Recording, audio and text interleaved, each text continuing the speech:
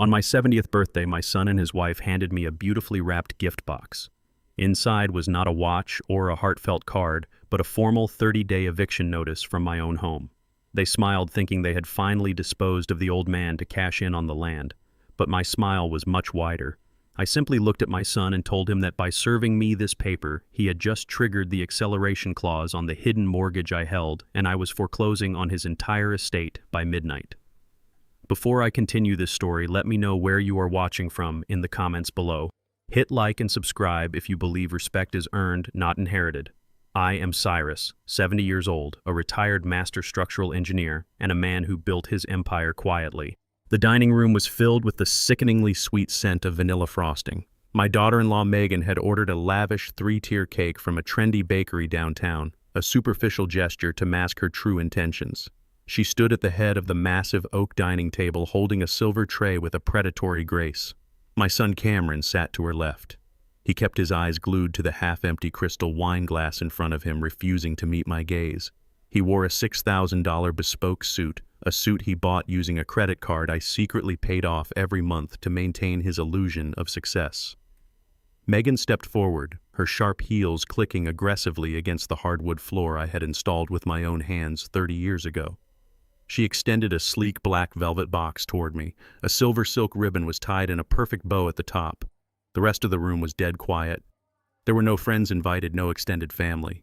It was just the three of us in the massive dining room of the house where I had raised my son. Megan wore a bright artificial smile. She urged me to open it. I pulled the silver ribbon and lifted the velvet lid. Inside, resting on a bed of white satin, was a folded legal document. I took it out and smoothed the thick parchment paper over the mahogany table. At the top, printed in bold, undeniable letters, was a 30-day notice to vacate. Megan did not wait for me to read the fine print. She crossed her arms and projected her voice, speaking to me as if I were a slow, incompetent child. She announced that the house deed had been officially transferred to Cameron's name 5 years ago when my late wife Josephine passed away. Megan explained that my presence here was a severe financial burden they could no longer tolerate. She declared that Cameron's real estate technology startup was hemorrhaging cash rapidly, and the only way to save his company was to demolish my house. They planned to sell this prime 2-acre lot to a commercial developer by the end of the month. Megan paced around the table, her tone dripping with absolute condescension. She told me I was dangerously out of touch with the modern world and that a frail old man did not need a 4-bedroom estate. She had already taken the liberty of finding a cramped state-funded assisted living facility on the industrial outskirts of the city. She slid a glossy brochure across the table, tapping her manicured fingernail on a picture of a bleak, sterile cafeteria. Cameron finally looked up from his glass. He mumbled a weak, pathetic apology, claiming this was just business and that the current market was brutal. He said he needed the massive injection of capital to keep his aggressive investors happy, and that tearing down my home was his only viable path to corporate survival. Megan interrupted him sharply, stating that they owed me no apologies whatsoever. She insisted they were doing me a massive favor by managing my inevitable physical decline. She demanded I pack my belongings by the weekend so the demolition crew could begin the preliminary site assessment and soil testing. They stood there united in their blinding cruelty, waiting for the frail old man to break down, beg, or perhaps fly into a helpless rage. They expected pathetic tears. They expected a desperate plea for mercy based on decades of fatherly sacrifice and hard work. They wanted me broken. I did not cry. I did not raise my voice in anger. I neatly folded the eviction notice, placed it back into the black velvet box, and smiled directly at Megan. My profound calmness seemed to immediately unnerve her. I reached into my tailored breast pocket, pulled out my reading glasses, and put them on deliberately. I looked at Cameron, who was now beginning to sweat profusely under his expensive Italian collar. I spoke with the quiet, measured precision of a man who calculates structural load-bearing walls for massive skyscrapers. I informed Cameron that he could not legally evict the primary lien holder of the property. I watched the deep confusion wash over his face. I explained that 5 years ago, before I allowed him to transfer the deed into his name for tax optimization purposes, I quietly placed a comprehensive multi-million-dollar mortgage lien on the property. I kept the lien completely hidden from the public county registry until yesterday morning. By handing me a hostile eviction notice, he had legally violated the strict terms of our unwritten covenant and triggered the acceleration clause. The entire immense value of the property plus accumulated compound interest was due immediately. I picked up my phone from the table, tapped the screen once, and told him the terrifying reality of his situation. I was foreclosing on his entire estate by midnight tonight. The color instantly drained from Megan's face. Her arrogant smirk vanished, replaced by sheer, unadulterated terror. The land they planned to sell belonged entirely to me. Cameron leaped from his heavy dining chair, his hands shaking violently. He knocked over his expensive wine glass, sending dark red liquid spilling across the polished oak table like fresh blood. His breathing turned ragged and incredibly shallow. He stumbled backward, gripping his chest completely, ignoring Megan, who was now shrieking at him at the top of her lungs to explain what I meant by a hidden mortgage. Cameron fell to his knees on the hardwood floor and confessed the terrible, fatal truth. He had not just planned to sell the land to a legitimate commercial developer. Desperate to keep his failing startup afloat after his board of directors aggressively cut off his funding, he had taken the physical house deed to a ruthless underground loan shark syndicate operating out of the docks. He used my home as direct collateral to borrow $4 million in untraceable high-interest cash. The syndicate consisted of violent criminals. They did not care about legal delays, zoning laws, or civil court dates. Cameron looked up at me with hot tears streaming down his face, his voice cracking in absolute primal despair. He revealed that the syndicate boss had given him a strict, non-negotiable deadline of 48 hours to deliver the property to their front company or pay back the principal with interest. If I foreclosed on the house tonight and legally blocked the property transfer, the syndicate would not take him to court. They would hunt him down and murder him without hesitation. I stood up from my chair, realizing my strategic financial move had just turned into a lethal game. I left Cameron sobbing on the dining room floor. I did not offer him a hand. I did not speak a word of comfort. I walked straight to the hallway closet, grabbed my heavy wool coat, and walked out into the cold night air. The stakes of this entire situation had fundamentally shifted in the blink of an eye. This was no longer just a harsh lesson in respect and property rights. My son had foolishly entangled himself with an organized criminal syndicate, and his life was now measured in hours. I drove my sedan through the empty city streets, heading directly to the downtown financial district. My destination was the Vanguard Private Depository, a highly secure wealth management fortress that catered exclusively to ultra-high net worth individuals. It operated 24 hours a day, providing discreet access to private vaults for clients who required absolute secrecy.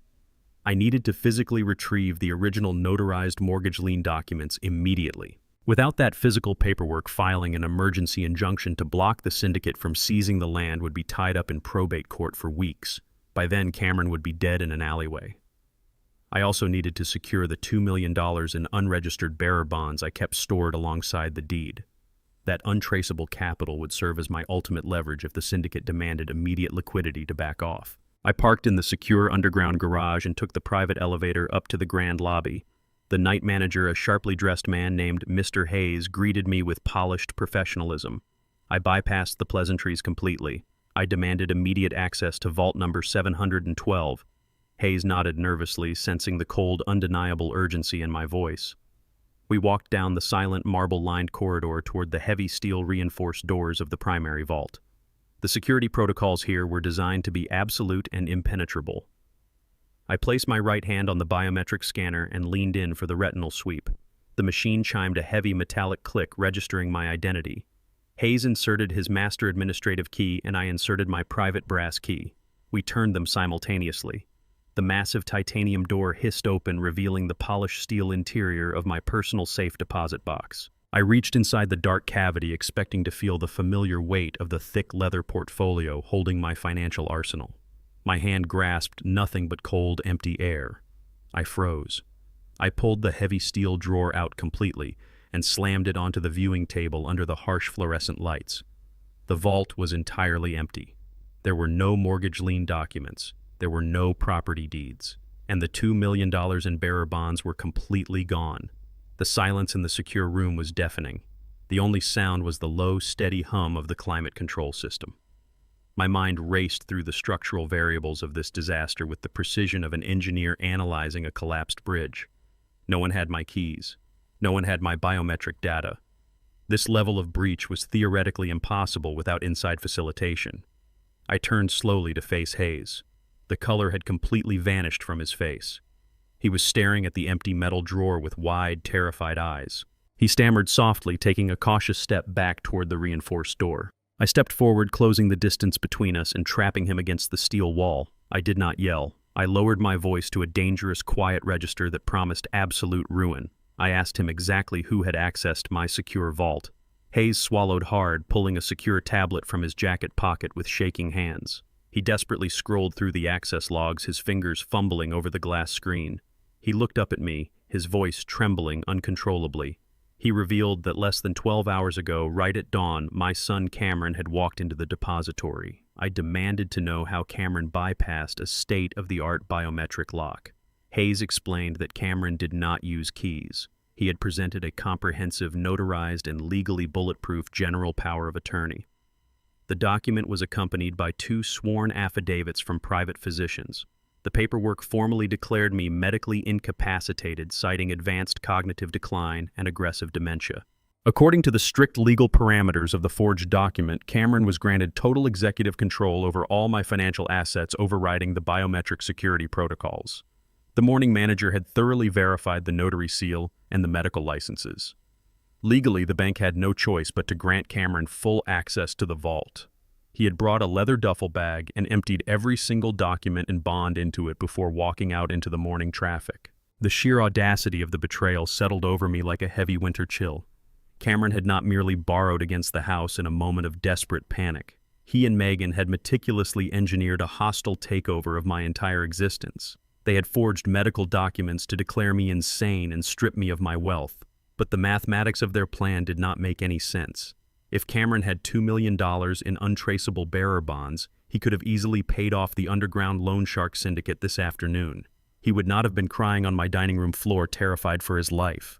The pieces of the puzzle were violently clashing. Someone was manipulating the flow of capital behind the scenes. I grabbed Hayes by the shoulder of his expensive suit and shoved him toward the secure terminal on the wall. I ordered him to trace the exact financial trajectory of those bearer bonds. He protested weakly, citing strict client confidentiality protocols and federal banking regulations.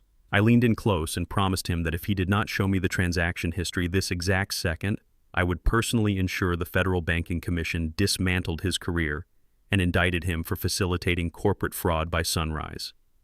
Hayes furiously typed his override credentials into the keyboard, his breathing ragged. The screen flickered, displaying the morning clearance logs. The bonds had been liquidated into hard currency through the bank internal exchange within minutes of Cameron extracting them. But the money had not been transferred into the corporate accounts of Cameron failing real estate technology startup, and it certainly had not been withdrawn as cash to pay off the ruthless loan shark syndicate. I stared intensely at the glowing monitor following the digital paper trail. Every single penny of the $2 million had been executed as an immediate wire transfer. The funds were sent directly to a heavily encrypted private wealth account in the Cayman Islands. I ordered Hayes to unmask the sole beneficiary of that offshore account. He ran the international routing numbers through the global banking database. A name popped up on the screen in stark white letters. It was not Cameron. The offshore account was registered solely and exclusively under the name Megan. The brilliant, sickening reality of the situation locked into place. Megan had orchestrated the entire power of attorney scheme from the very beginning. She had manipulated my desperate, foolish son into forging the medical documents and emptying my vault. But she never had any intention of using that money to save his company or pay off his lethal debts. She was hoarding the stolen wealth entirely for herself. She had set Cameron up to take the fall with the violent loan sharks while she secured her own golden parachute. She was robbing her own husband blind, leaving him entirely defenseless, and packing her bags for a very wealthy, very solitary escape. I turned away from the screen, my mind shifting from defense to pure offense. Megan thought she was the smartest predator in the room. She was about to learn what happens when you steal from the architect of the building you are standing in. I left Cameron sobbing on the dining room floor. I did not offer him a hand. I did not speak a word of comfort. I walked straight to the hallway closet, grabbed my heavy wool coat, and walked out into the cold night air.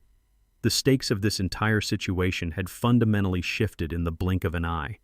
This was no longer just a harsh lesson in respect and property rights.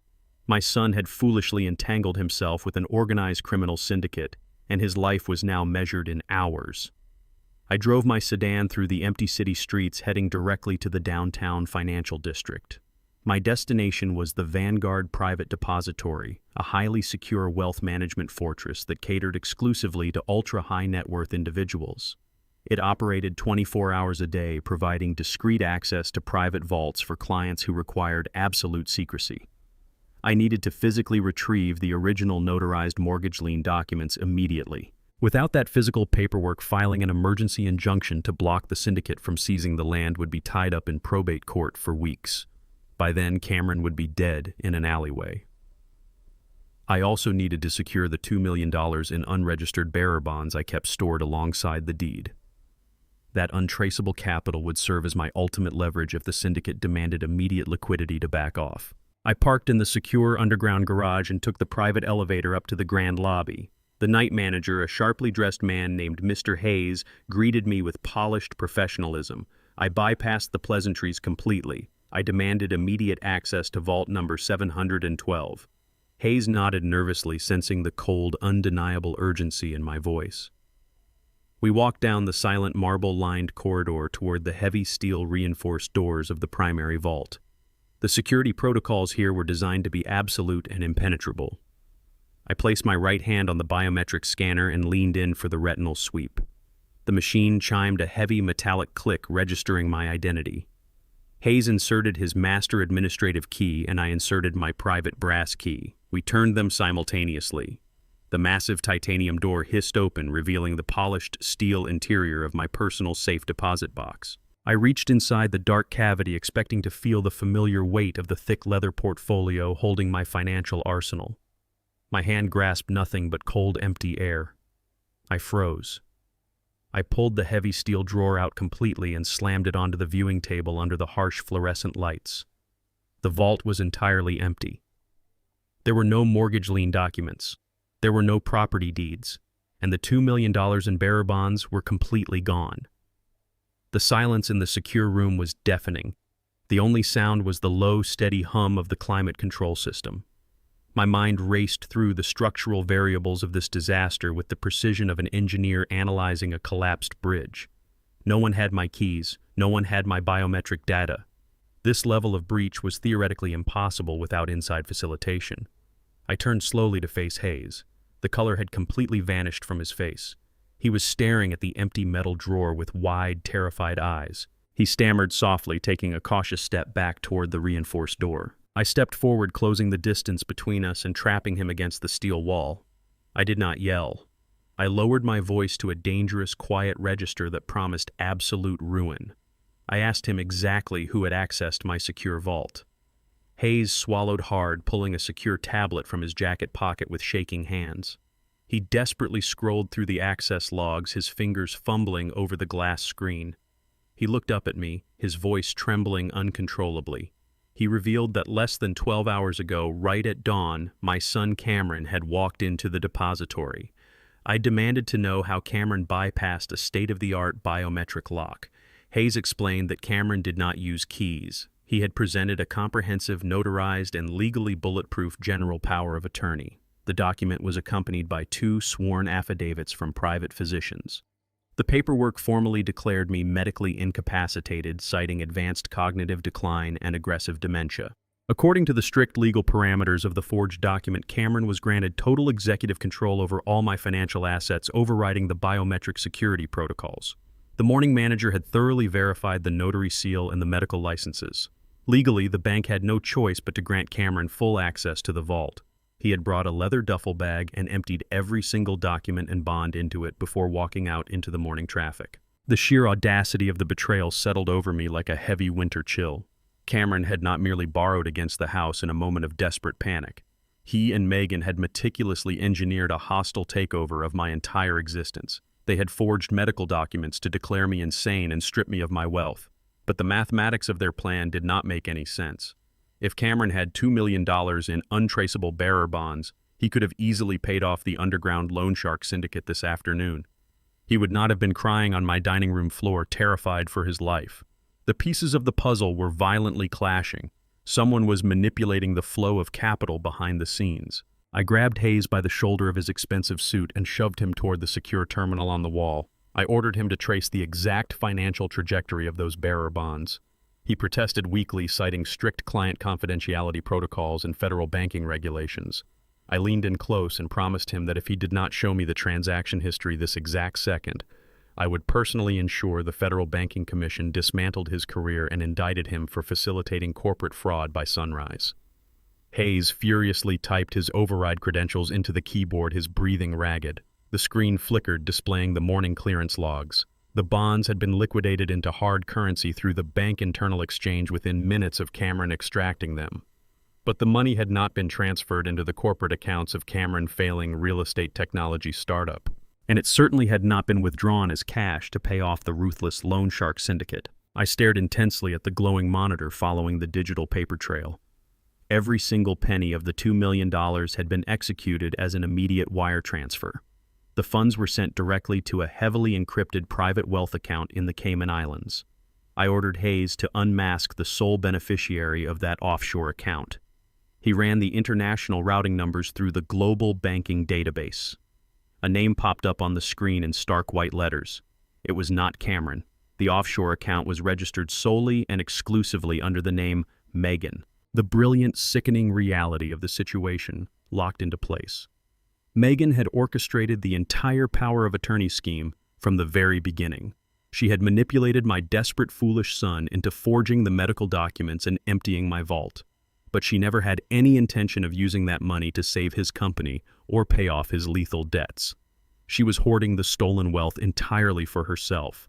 She had set Cameron up to take the fall with the violent loan sharks while she secured her own golden parachute. She was robbing her own husband blind, leaving him entirely defenseless and packing her bags for a very wealthy, very solitary escape. I turned away from the screen, my mind shifting from defense to pure offense. Megan thought she was the smartest predator in the room. She was about to learn what happens when you steal from the architect of the building you are standing in. I snatched the freshly printed wire transfer logs from Hayes, folded them sharply, and shoved them into my coat pocket. I left the bank manager standing in the sterile glow of the vault room, trembling like a leaf. There was no time to file police reports or contact federal authorities. Megan was executing a highly coordinated exit strategy, and Cameron was the sacrificial lamb meant to absorb the lethal blowback from the underground syndicate. If she successfully fled the country tonight, the loan sharks would slaughter my son and immediately come for my property to settle the remaining debt. I drove aggressively across town toward the Zenith Tower. Tonight was the apex of Cameron's corporate calendar. He was hosting a massive, highly publicized fundraising gala for his failing startup in the penthouse ballroom. He needed capital, but Megan was about to ensure he got nothing but a death sentence. I pulled my sedan into the dark service alley behind the towering glass and steel structure. The front entrance was heavily fortified with private security contractors, velvet ropes, and a strict digital guest list. A man in a worn wool coat would never make it past the front desk. But Megan and her security team did not know my history. They saw me as a decrepit old man. They did not know that 20 years ago, I was the primary structural engineer who designed the reinforced steel framework of the Zenith Tower.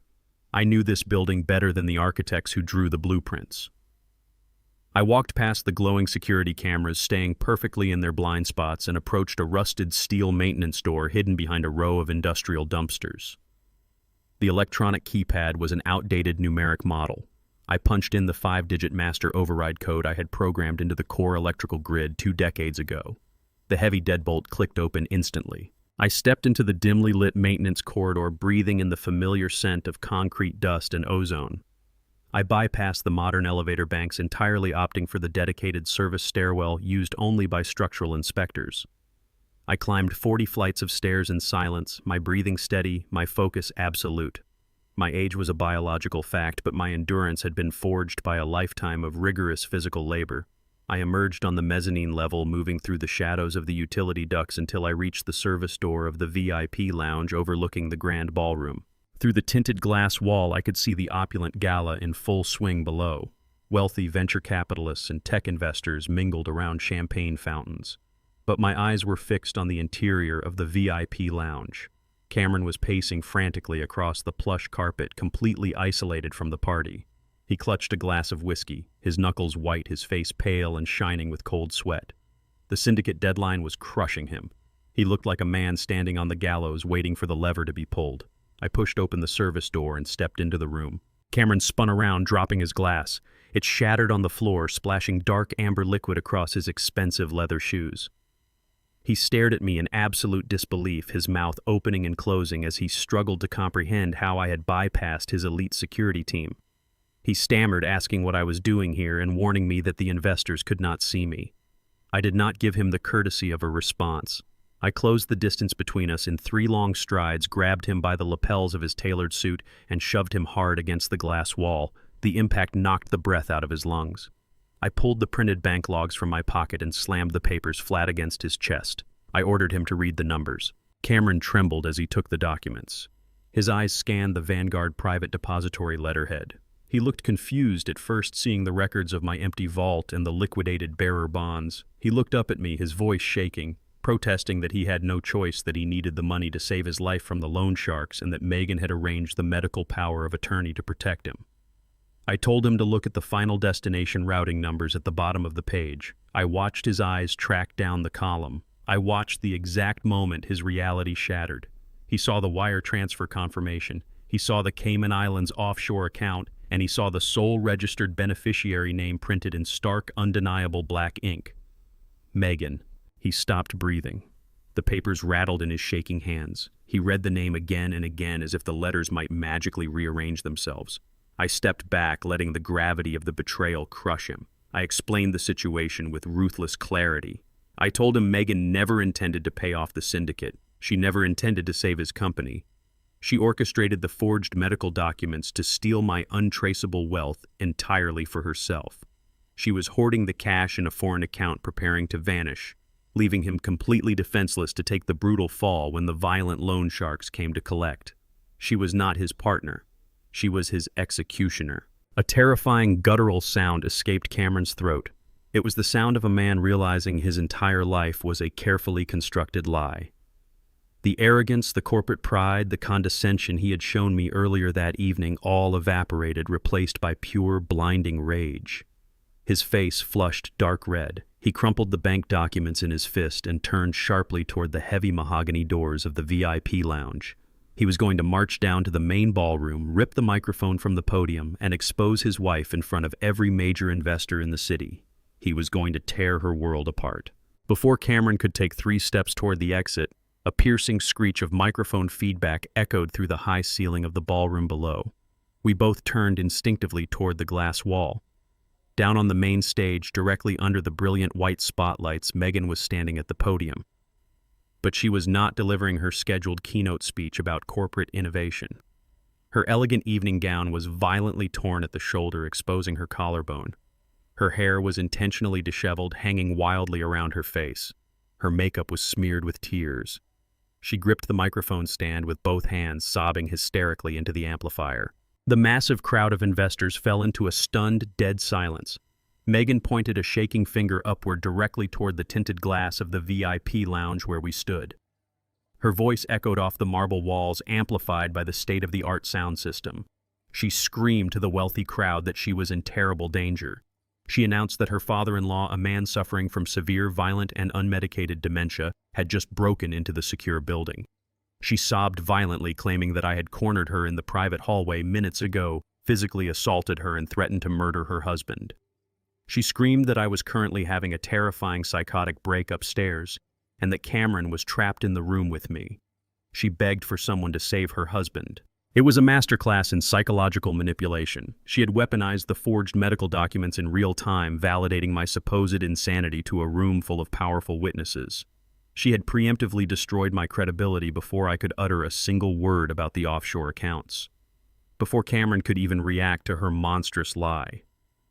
The heavy mahogany doors of the VIP lounge burst open with explosive force.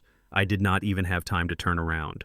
4 massive, heavily armored private security contractors rushed into the room like a tactical strike team. They did not ask questions. They did not assess the situation. They operated entirely on the horrific narrative Megan had just broadcast to the world. 2 of the guards slammed into me simultaneously. The sheer kinetic force lifted me off my feet and drove me brutally into the carpeted floor. All the air left my lungs in a sharp gasp. A heavy combat boot pressed aggressively into the back of my neck, pinning my face against the rough fibers of the carpet.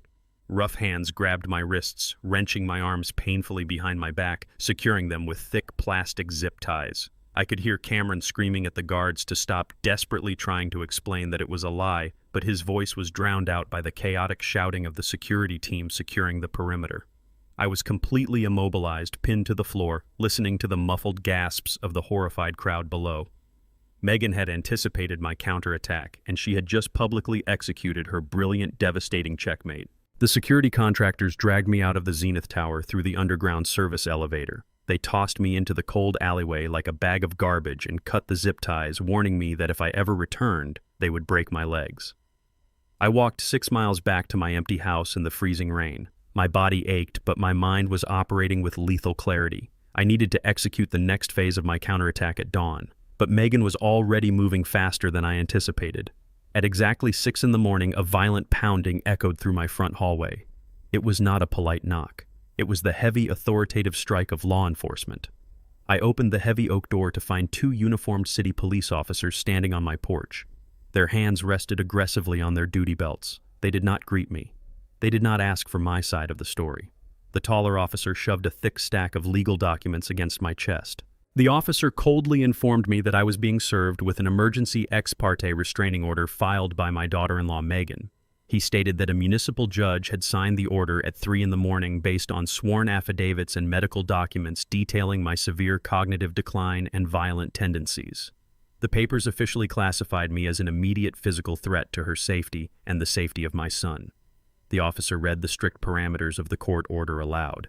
I was legally barred from coming within 500 feet of Megan Cameron, their places of employment, and most importantly, the primary residence currently deeded in Cameron's name, which meant the house I was standing in.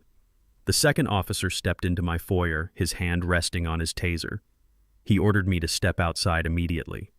I tried to explain that I was the primary lien holder, that there was a massive mortgage fraud in progress, and that the house was legally mine.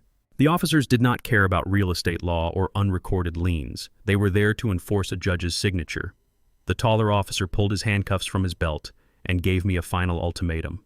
I could walk out the front door right now with whatever was in my pockets, or I could leave in the back of their cruiser under arrest for violating a judicial order.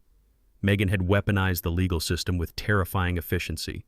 The 30-day eviction notice from my birthday party was just a distraction. She knew I could fight a civil eviction in housing court for months. A domestic violence restraining order bypassed all of those civil protections instantly. It granted her immediate, uncontested possession of the property under the guise of physical safety. I looked at the officers. I looked at the beautiful hardwood floors I had installed, the custom crown molding I had crafted, and the photographs of Josephine hanging on the walls. I did not argue. I did not raise my voice or give them any reason to validate Megan's claims of my violent insanity. I simply nodded, picked up my keys from the console table, and walked out of my own home in the same clothes I had worn to the gala the night before. I stood on the sidewalk in the freezing morning mist and watched the officers padlock my front door. The moment the police cruiser disappeared around the corner, I walked 3 blocks to a 24-hour convenience store. I bought a cheap prepaid burner phone and a cup of black coffee with the cash I had in my wallet. I sat on a freezing bus stop bench and dialed the private unlisted cell phone number of my attorney, Bradley Pierce. Pierce was not just a lawyer, he was a legal predator who had spent 3 decades navigating the darkest corners of corporate litigation. I gave him a rapid, highly detailed briefing of the night's events, from the forged medical power of attorney to the empty bank vault, the offshore wire transfers, and the emergency restraining order.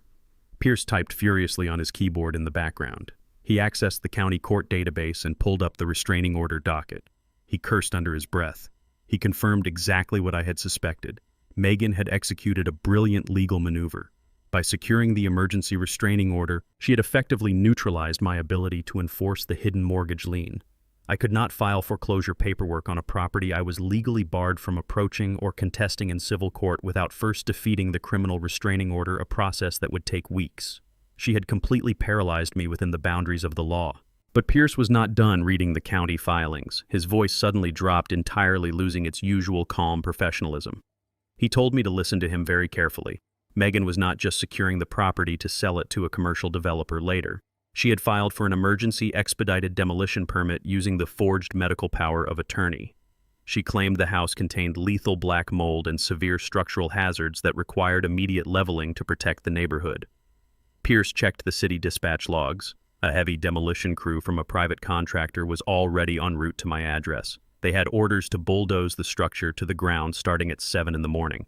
I checked my watch. It was 6:45. My blood ran completely cold. The house was not just a piece of real estate. When I discovered Megan's initial corporate embezzlements a year ago, I began compiling a physical master ledger. It contained every illegal transaction, every shell company, and every forged signature she had ever executed. It was the only tangible proof of her systematic fraud that did not exist on a hackable digital server. I had sealed that ledger inside a fireproof lockbox and cemented it directly into the foundational walls of my basement. Megan did not know about the ledger, but she wanted to destroy the house to erase any trace of my hidden mortgage documents and assert ultimate dominance. If that bulldozer crushed the basement, my ledger would be buried under tons of concrete rubble forever.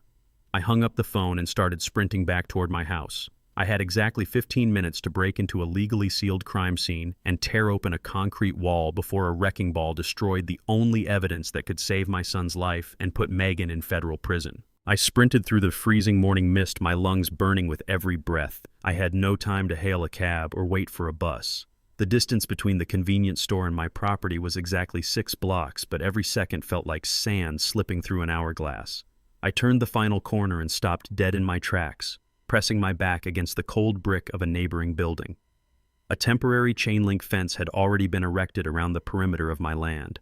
Inside the boundary, a massive yellow bulldozer and a heavy-duty excavator were idling aggressively in my driveway, belching thick plumes of black diesel smoke into the pale morning sky. The demolition crew consisted of 6 men in hard hats and high-visibility vests. They were standing near the front porch drinking coffee and reviewing a set of blueprints. I recognized the company logo on their trucks. They were a fast, ruthless outfit known for clearing lots in record time without asking questions. I checked my watch. I had less than 3 minutes before they brought the first wall down. I could not go through the front gate. The police had padlocked the main doors and the foreman would spot me instantly. But I knew the topography of this land better than the men paid to destroy it. I sprinted down the narrow side alley, slipping behind a row of overgrown arborvitae bushes that shielded the eastern side of the house. I dropped to my knees in the wet dirt and crawled toward the slanted steel cellar doors. The police had placed a heavy padlock on the exterior latch. I did not have the key. I picked up a heavy landscaping brick from the garden bed, wrapped my wool scarf around it to muffle the sound, and struck the rusted padlock with all my strength. The metal shackle snapped on the second blow. I threw the steel doors open, slipped down the concrete steps into the pitch-black basement, and pulled the doors shut just as the deafening roar of the excavator engine surged to full power outside. The basement was cold and smelled of damp earth and aging concrete. I did not have a flashlight.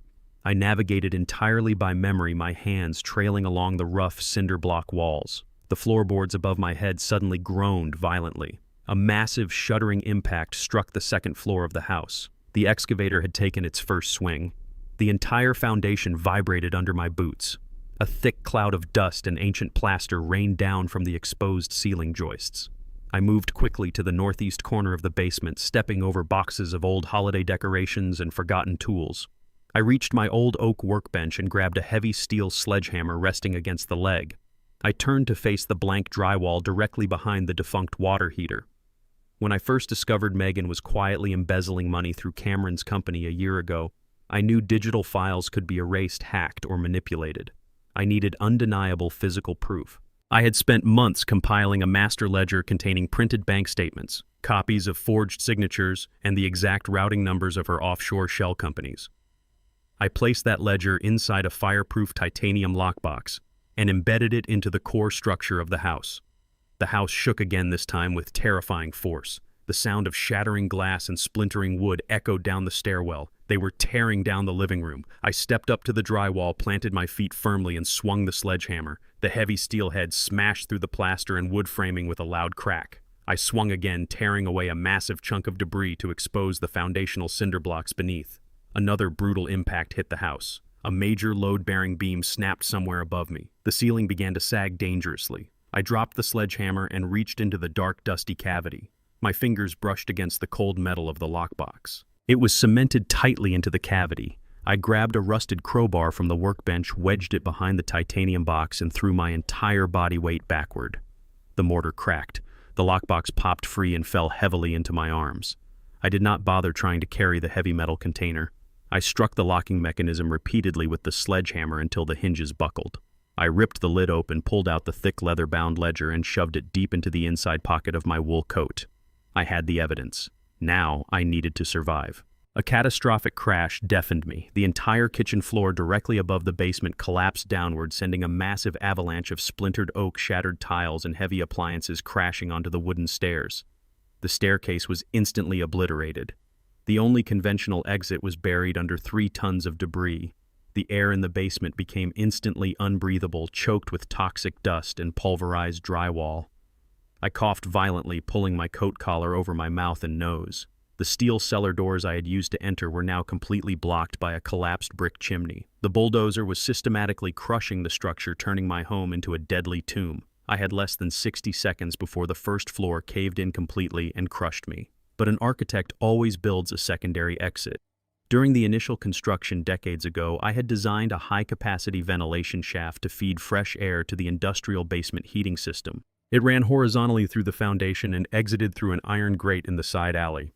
I climbed onto the sturdy oak workbench, gripping the edge to steady myself as the room violently shook. I grabbed the crowbar and jammed it into the rusted bolts, securing the iron grate over the intake duct. I pried frantically, my muscles burning, until the bolts sheared off and the heavy grate crashed to the floor. The shaft was incredibly narrow, lined with rough brick and thick cobwebs. I squeezed my head and shoulders into the dark tunnel. The claustrophobia was immediate and suffocating. The jagged bricks tore at my coat and scraped the skin off my elbows as I dragged myself forward inch by inch. The house above me sounded like a dying animal screaming as steel claws ripped it apart. I army crawled through the darkness, pulling myself toward the faint square of gray light ahead.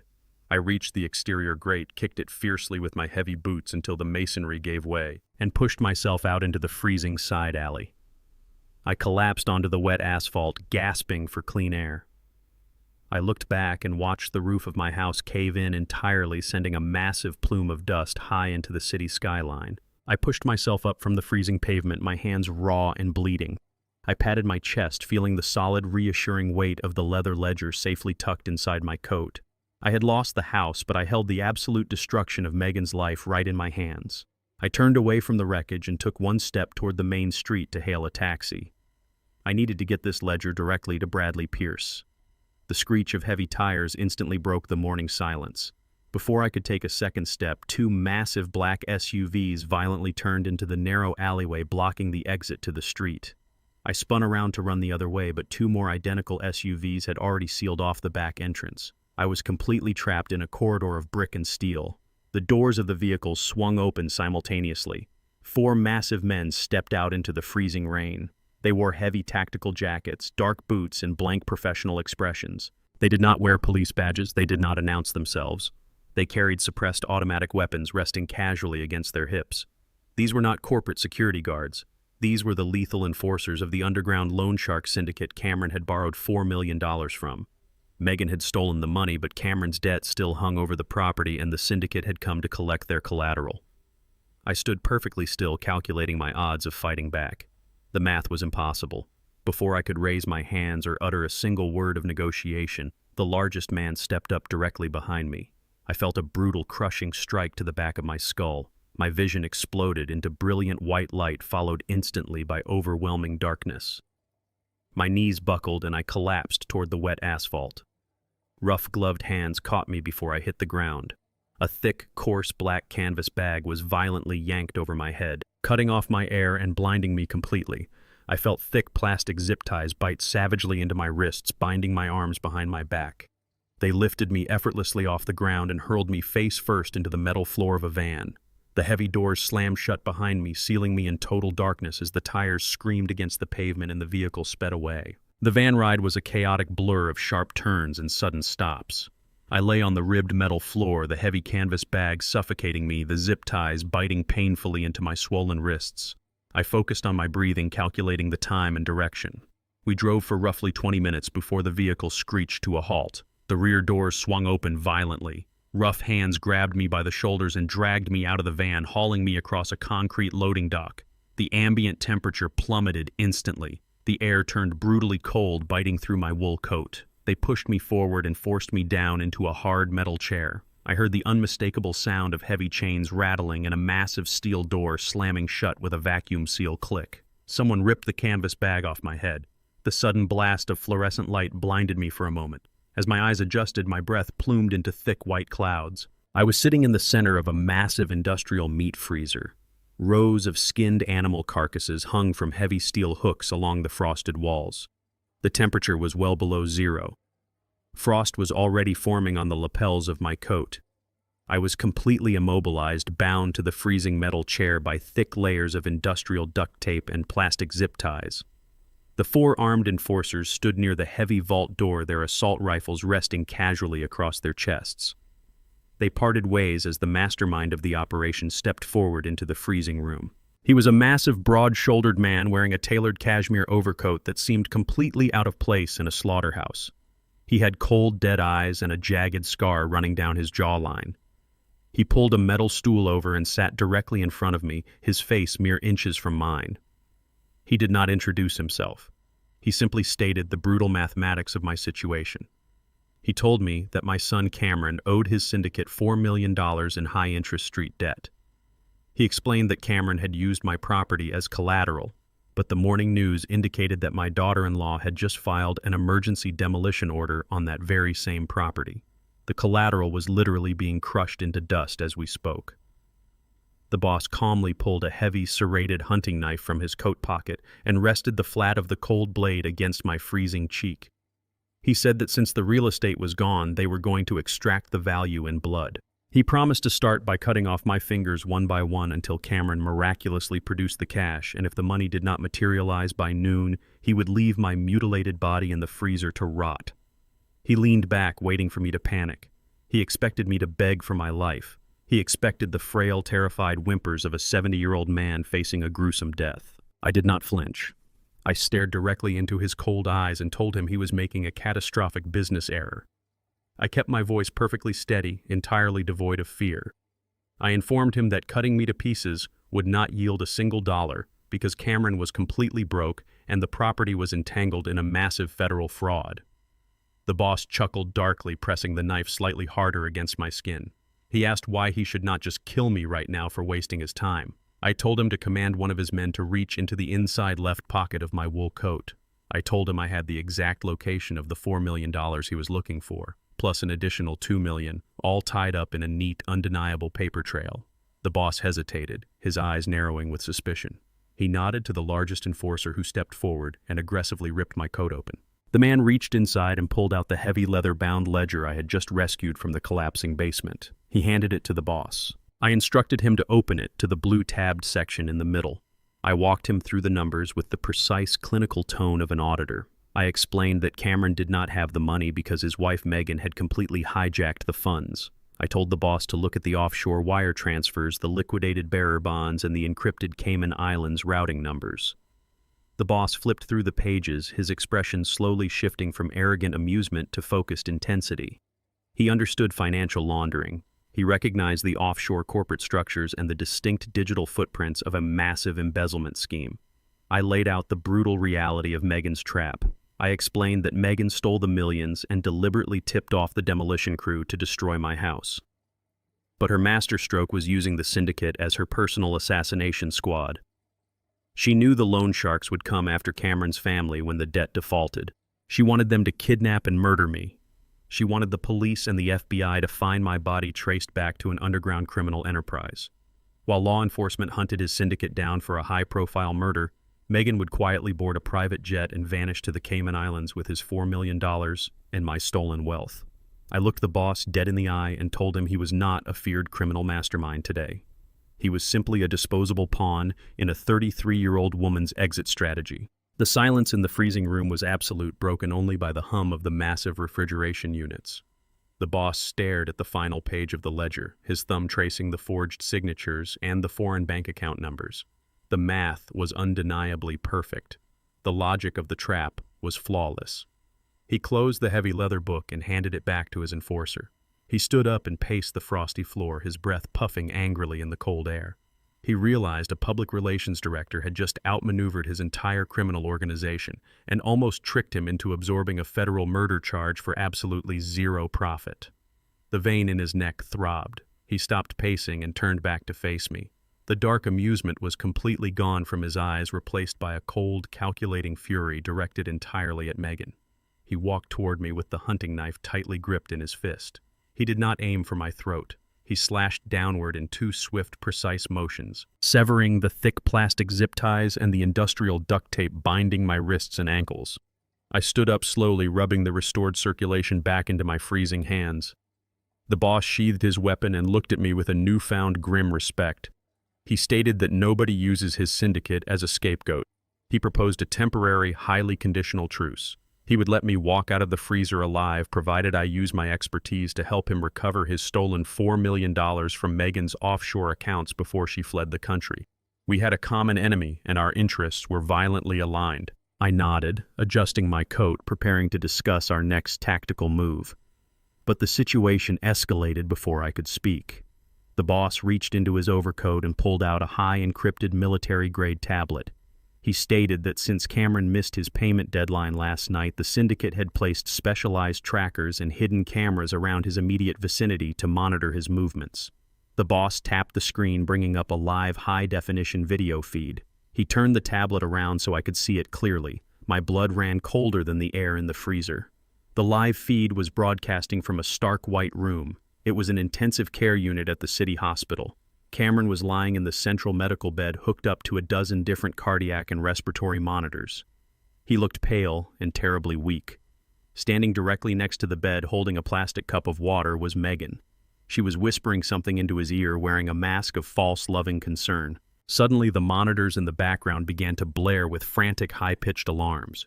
Cameron's eyes rolled back in his head. His body went completely rigid, and then he began to convulse violently against the hospital sheets. Thick white foam spilled from the corners of his mouth. He was not having a heart attack. He was dying from severe, acute chemical poisoning. Megan took 2 steps back, watching him suffocate, waiting for the monitors to flatline. She was tying up her final loose end. The heavy steel door of the freezer swung open. The syndicate boss handed me my burner phone and gave me exactly 12 hours to recover his stolen money. If I failed, the truce was over and his hitmen would finish the job. I walked out into the freezing morning air, dialed Bradley Pierce, and ordered him to meet me at the city hospital immediately. The drive took less than 15 minutes, but the adrenaline masking the pain in my ribs was beginning to fade. I pushed through the rotating glass doors of the emergency room, my wool coat torn and covered in concrete dust. Pierce was already waiting in the lobby, carrying a thick leather briefcase. We flashed my ID to the security desk and sprinted toward the intensive care unit on the 4th floor. We found Cameron in room 412. The scene was worse than the grainy tablet video had portrayed. My son lay motionless under a tangle of intravenous lines and cardiac sensors. His skin was an unnatural, sickly pale color, and a ventilator forced air into his lungs with a mechanical, rhythmic hiss. Dr. Aris, the lead toxicologist, stood by the bed reviewing a digital chart. He looked up as I entered and immediately recognized me as the father. He did not waste time offering false hope. He explained that Cameron had ingested a highly lethal synthetic ricin derivative. The toxin was rapidly binding to his cellular structures, causing total organ failure. Aris stated that conventional dialysis was entirely useless. The only chance of survival was the immediate administration of an experimental, unapproved enzyme antidote developed by a private research lab across the city. The hospital had already secured the antidote, but because it was not FDA approved, they legally required explicit consent from the next of kin to administer it. I immediately extended my hand, ordering Aris to give me the consent forms. I told him I would sign whatever waivers were necessary to save my son's life. Before Aris could hand me the clipboard, the heavy wooden door of the ICU swung open.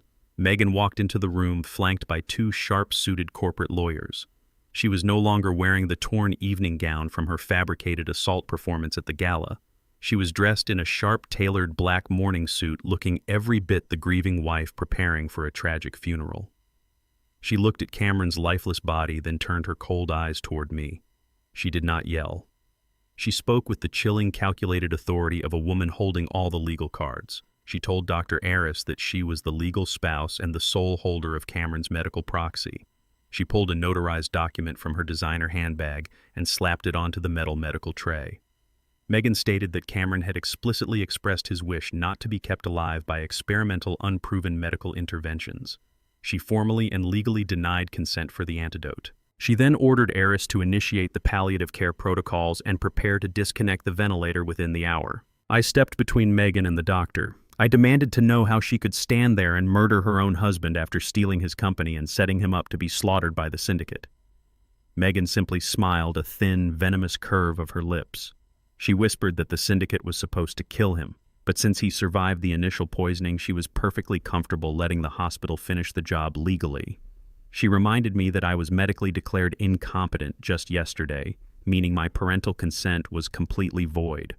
Her lawyers stepped forward, physically blocking me from the bed, citing the emergency restraining order and threatening to call the police to arrest me for violating it right there in the ICU. The sheer bureaucratic cruelty of the situation was suffocating. She was using the law as a garrote to strangle my son. Dr. Eris looked deeply conflicted, but his hands were tied by the hospital's legal liability. He apologized quietly, stating he could not administer the antidote against the direct orders of the medical proxy holder. He gave me 10 minutes to say goodbye before the nurses arrived to pull the plug. Pierce grabbed my arm and dragged me out into the harsh fluorescent light of the hallway. We had minutes to overturn a legally binding medical directive. Pierce slammed his briefcase onto a waiting room table, pulled out his laptop, and aggressively tethered it to his phone's cellular data. He told me the only way to invalidate a medical proxy on the spot was to prove the marriage itself was legally fraudulent. If Megan was not legally Cameron's wife, all her spousal rights, including the proxy, would instantly vaporize. Pierce's fingers flew across the keyboard, hacking into the restricted municipal databases. He ran Megan's full legal name, her social security number, and her entire documented history. He pulled up their marriage certificate from 3 years ago. It looked perfectly standard.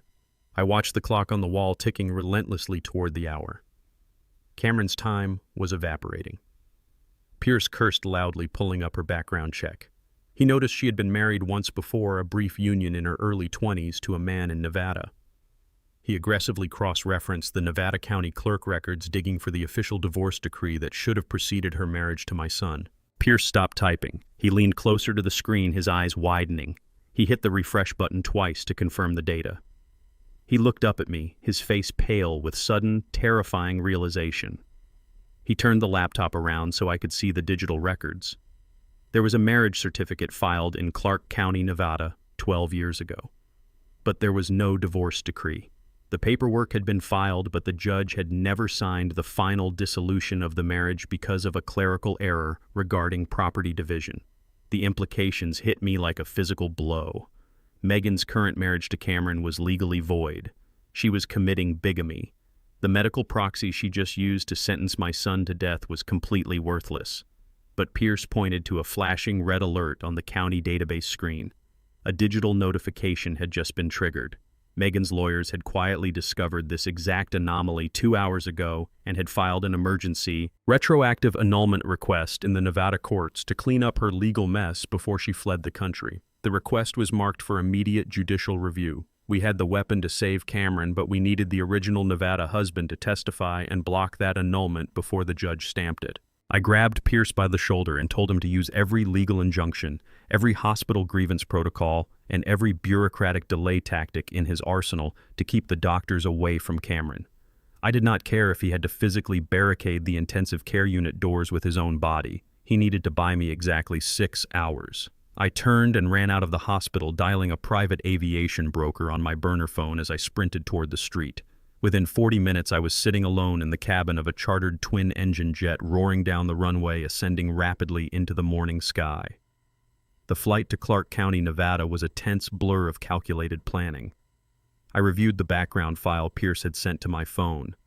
Megan's first husband was a man named Nolan. He was a professional drifter and a severe gambling addict who had spent the last decade bouncing between cheap motels and off-strip casinos.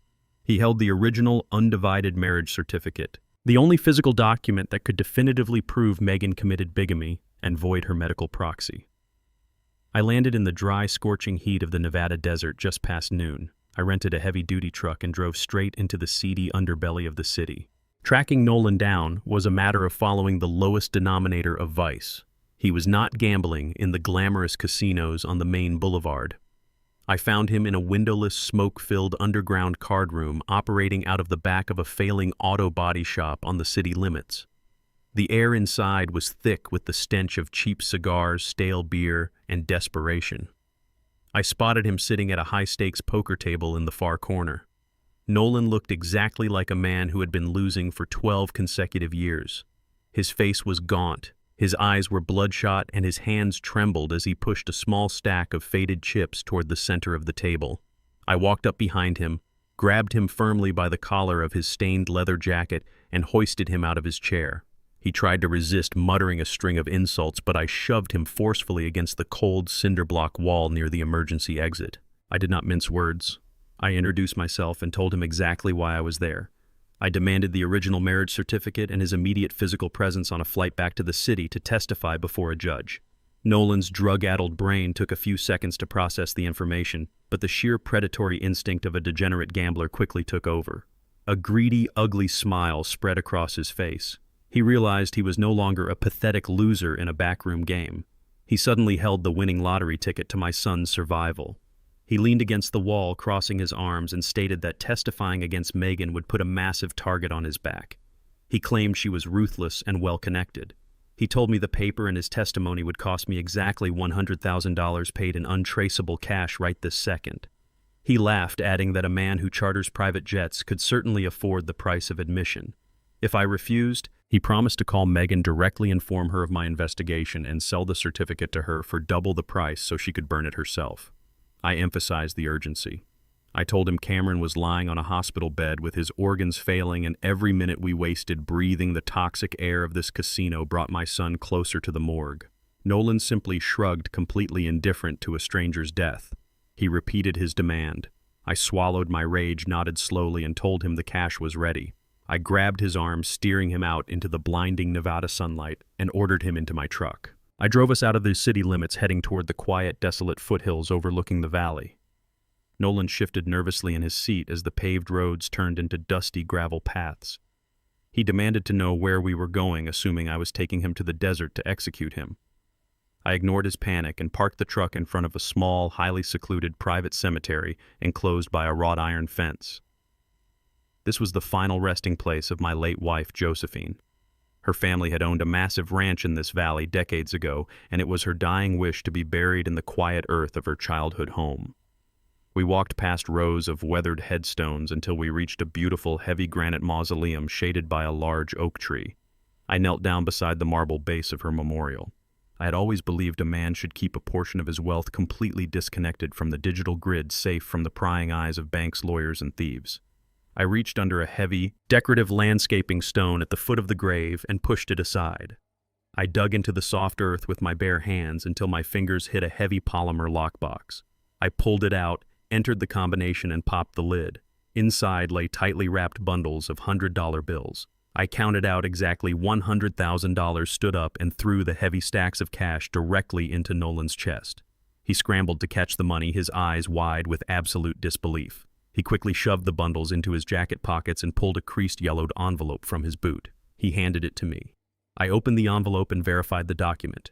It was the original Clark County marriage certificate, complete with the raised official seal. We had the weapon. I secured the envelope inside my coat and turned to leave the cemetery. I told Nolan the jet was fueled and waiting on the tarmac. We needed to be airborne in 20 minutes. We walked swiftly down the gravel path, passing the wrought iron gates and approaching the rented truck parked on the shoulder of the desolate road. The Nevada desert was completely silent, the air still and heavy with the midday heat. But the silence was abruptly shattered by the aggressive, high-pitched whine of a massive engine accelerating to maximum capacity. I looked up and saw a heavy black SUV tearing down the dusty road, heading straight toward us. It did not have license plates. The tinted windows were rolled down, and the dull, menacing barrel of an automatic weapon protruded from the passenger side. Megan had not just dispatched her lawyers to file a retroactive annulment. When her legal team detected my attorney poking around the Clark County database, she realized her entire empire was seconds away from collapse.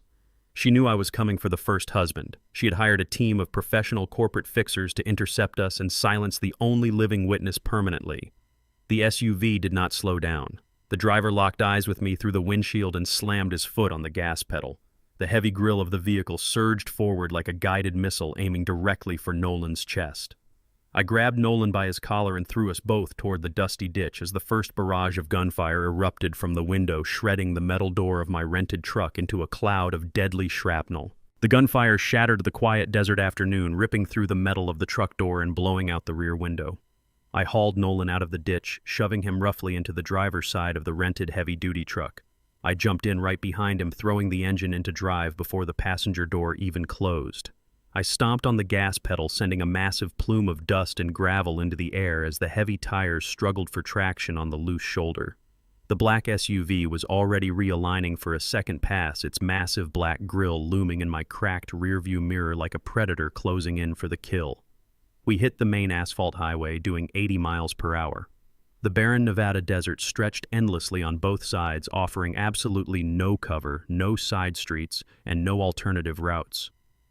The fixers were in a highly modified pursuit vehicle equipped with a reinforced steel push bumper and a high-output engine. They closed the distance effortlessly. The shooter leaned out of the passenger window with an automatic rifle, unleashing a second volley of bullets that spiderwebbed my rear windshield and tore violently through the upholstered seats. Nolan screamed in the passenger seat, curling into a tight ball and clutching his briefcase of cash to his chest in absolute terror. I kept my foot pinned firmly to the floorboards, my hands gripping the steering wheel with white-knuckled intensity. The rented truck was a bulky, top-heavy utility vehicle entirely outmatched by the aerodynamic armored SUV hunting us. Another burst of gunfire erupted from the pursuing vehicle. A high-caliber bullet grazed the side mirror, shattering the glass and sending sharp shards flying into the cabin. Nolan yelled that we were going to die violently, begging me to pull over and give them the marriage certificate. I ignored his pathetic panic. A man who has spent his entire life designing skyscrapers does not surrender to the first sign of structural stress. He studies the opposing force, calculates the load-bearing limits, and finds the exact point of catastrophic failure. I watched the black SUV carefully in the remaining mirror fragments, analyzing its center of gravity and suspension dynamics as it swerved aggressively behind us. The driver was experienced, but his aggression made him highly predictable. He kept trying to pull up alongside my right rear quarter panel, intending to execute a classic law enforcement pit maneuver. He wanted to clip my back bumper and spin us off the highway at lethal speed. I let him close the gap intentionally. I maintained a steady, predictable straight line, lulling the driver into a false sense of absolute control. The massive SUV engine roared as it pulled up parallel to our back bumper. The shooter leaned further out the window, taking deliberate aim at my front passenger tire. This was the exact moment of maximum vulnerability for a high-speed vehicle. At 100 miles per hour, the friction coefficient between the tires and the scorching asphalt is incredibly fragile. A vehicle is essentially floating on a thin layer of kinetic energy. I did not hit the brakes. I waited until the reinforced steel bumper of the SUV was perfectly aligned with the heavy rear axle of my truck. Then, using my deep understanding of structural physics and momentum transfer, I violently yanked the steering wheel to the right.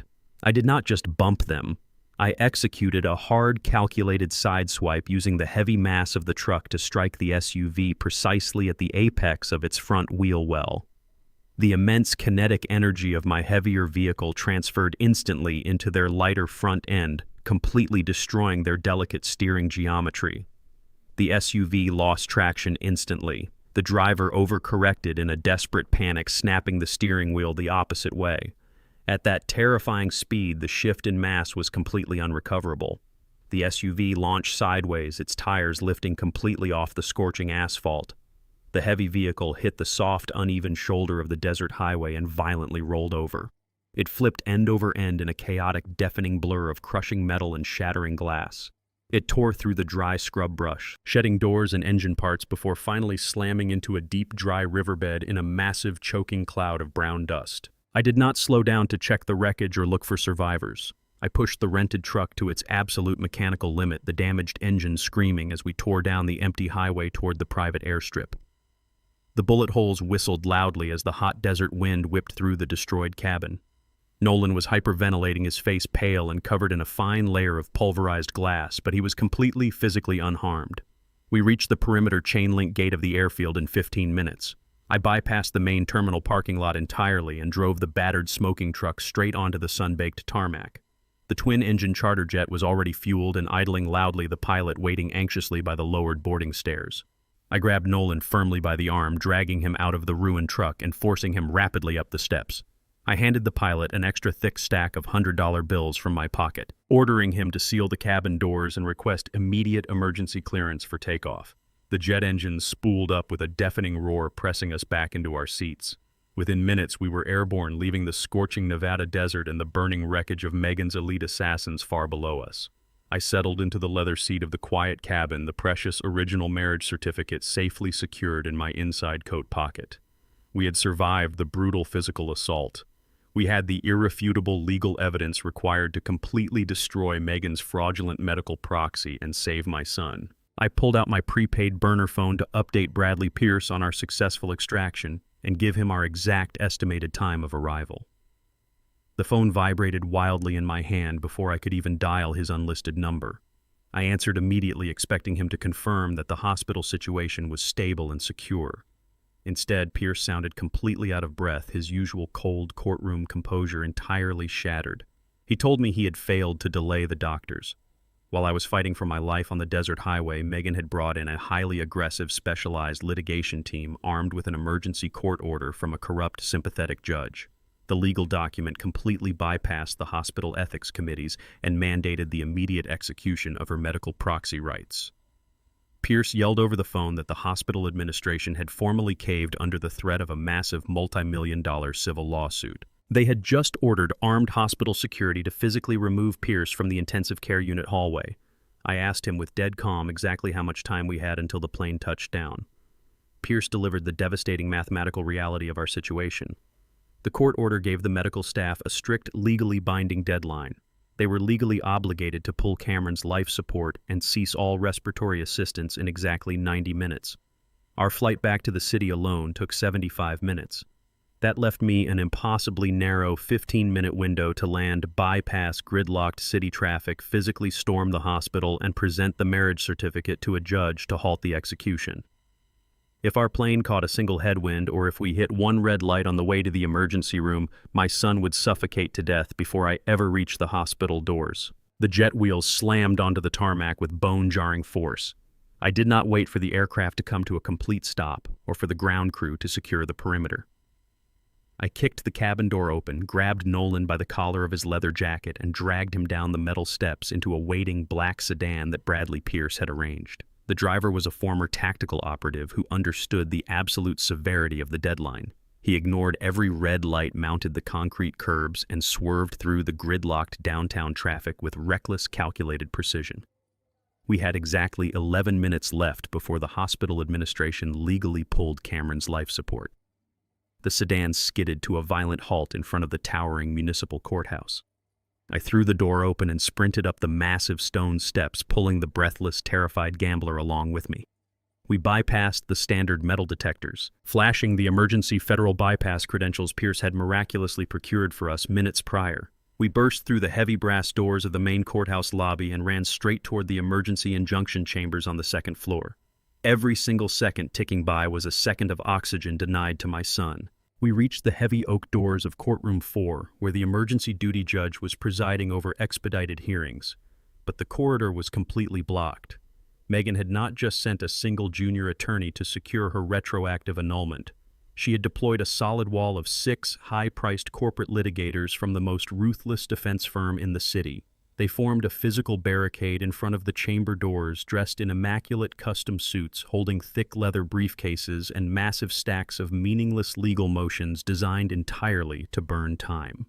The lead attorney, a tall man with a slick, arrogant smile, stepped directly into my path. He raised his hand condescendingly, informing me that the judge was currently reviewing a highly sensitive sealed domestic dispute file and could not be disturbed under any circumstances. He stated that I needed to schedule an appointment with the clerk and wait in the lobby like everyone else. I knew exactly what they were doing. They were running out the clock. If they could keep me standing in this hallway for just 7 more minutes, Cameron would be dead, and the marriage certificate burning a hole in my pocket would be completely useless. I looked the lead attorney dead in the eye and told him to step aside immediately. He smirked, adjusting his silk tie, and threatened to have courthouse security arrest me for harassment if I took another step. He claimed my medical power of attorney was already revoked, and I had absolutely no legal standing in this building. I did not waste my breath arguing corporate law with a man paid to stall an execution. I dropped my shoulder and charged forward with the brutal, unstoppable momentum of a freight train. I slammed my shoulder directly into the lead attorney's chest, knocking the wind completely out of his lungs and sending him crashing heavily into the marble corridor wall. His colleagues shouted in outrage, reaching out to grab my arms and coat, but I violently shoved them aside, tearing through their expensive suits and scattering their meticulously crafted stalling motions all over the floor. I grabbed the heavy brass handle of the courtroom door and threw it open with explosive force, dragging Nolan into the silent, imposing room.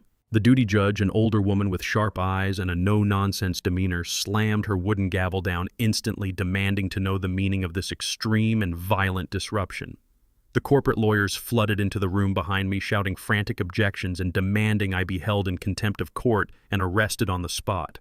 I ignored the screaming lawyers entirely. I marched straight past the wooden defense tables, approached the judge's elevated bench, and slammed the original heavily creased Clark County marriage certificate directly onto her polished mahogany desk. I pointed at Nolan, who was standing near the heavy doors, sweating profusely and shaking with absolute fear.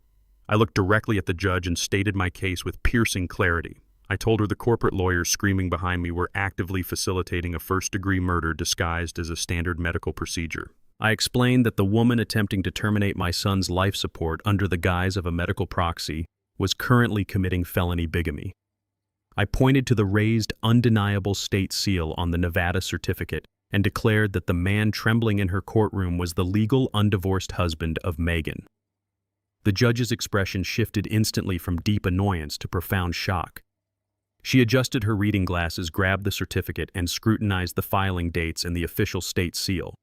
The lead corporate attorney desperately tried to object, stammering loudly about pending retroactive annulment filings and complex jurisdictional disputes between the states. The judge silenced him with a single furious glare. She recognized the undeniable legal absolute standing right in front of her. Megan's marriage to Cameron was a complete legal fiction. She grabbed her heavy fountain pen, pulled a blank emergency injunction form from her top drawer, and signed her name with aggressive, heavy strokes. She slammed her official judicial stamp onto the paper and handed it directly over the bench to me. The judge declared the medical proxy totally null and void, immediately stripping Megan of all spousal and medical decision-making rights. The legal barricade was completely destroyed. I grabbed the signed injunction, turned my back on the stunned corporate lawyers, and sprinted out of the courthouse. I dialed Pierce on my burner phone as I threw myself into the back of the waiting sedan, ordering the driver to break every speed limit left to reach the hospital. Pierce answered on the very first ring. I shouted over the engine noise that we had the injunction and the proxy was officially dead. I told him to storm the intensive care unit and physically hand the order to the lead doctor to administer the experimental antidote immediately. The phone line went completely silent for an agonizing moment. When Pierce finally spoke, his voice was hollow and filled with a cold, terrifying dread. He told me he was already standing inside room 412. The doctors had not pulled the life support, but they had not saved my son either. Pierce explained that exactly 1 hour ago, while I was fighting the assassins in the desert, Megan had executed a rapid, terrifying tactical pivot. Realizing her legal wall might eventually crack under pressure, she used her final hour of unquestioned proxy power to authorize an emergency high-risk medical transfer against all hospital advice.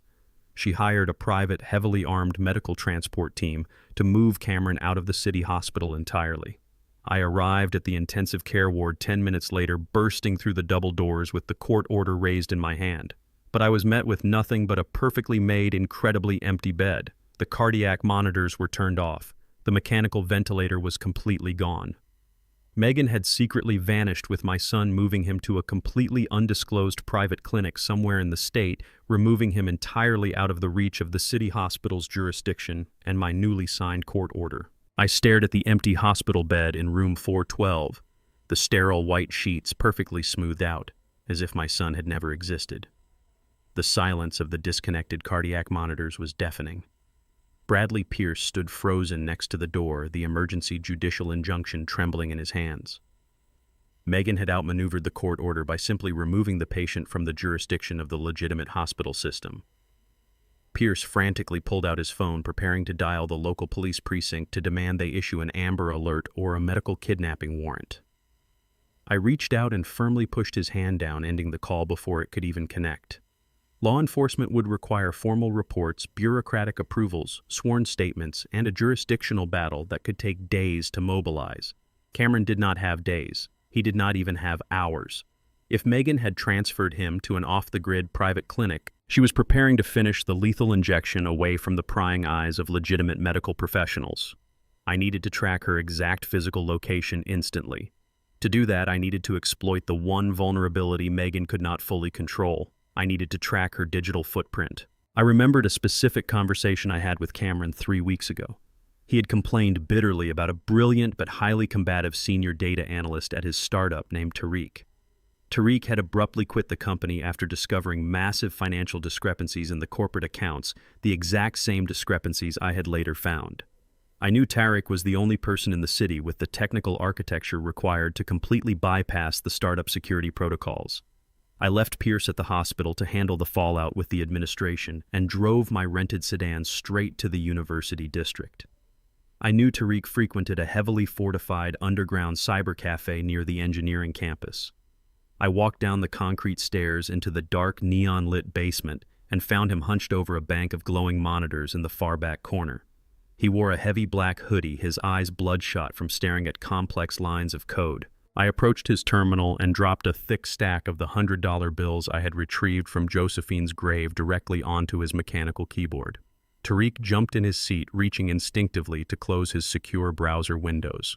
I told him I did not care about his freelance hacking projects or his illegal downloads. I told him my son was going to be murdered by Megan by nightfall, and I needed him to crack the corporate servers he used to design. Tariq looked at the cash, then looked at my face. He recognized the absolute lethal determination in my eyes. He swept the money into his backpack and began typing furiously. Tariq explained that Megan used a highly encrypted smartphone with military-grade privacy software, making direct GPS tracking virtually impossible for anyone outside of federal intelligence agencies. However, because she was technically the acting chief executive officer of the startup, her phone constantly pinged the company internal servers to synchronize her executive emails. If Tariq could breach the startup main firewall, he could isolate her synchronization packets and triangulate her exact physical location based on the cellular tower bounce. The problem was that Megan had aggressively upgraded the corporate cybersecurity after Tariq resigned. She had hired an elite private firm to install a dynamic defense matrix designed to trap and trace unauthorized intrusions. Tariq's fingers flew across the keyboard, launching a barrage of aggressive penetration scripts against the company's servers. The screen flashed bright red warning notifications. The defense matrix was actively blocking his access and attempting to trace our physical location back to the cyber cafe. Tariq sweated profusely, wiping his forehead with his sleeve.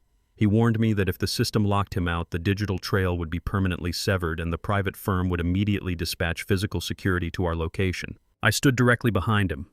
My eyes locked on the scrolling lines of defensive code. I told him to stop attacking the front end of the firewall. As a master structural engineer, I knew that every impenetrable fortress had a fundamental weakness in its foundation. The most secure buildings in the world always fail at the utility intakes. I asked him where the server cooling systems were digitally routed. Tariq paused, his fingers hovering over the keys as his eyes widened with sudden realization. He bypassed the main software firewall entirely and executed a backdoor script through the automated climate control network of the startup headquarters. He breached the internal system through the thermostat network in less than 40 seconds.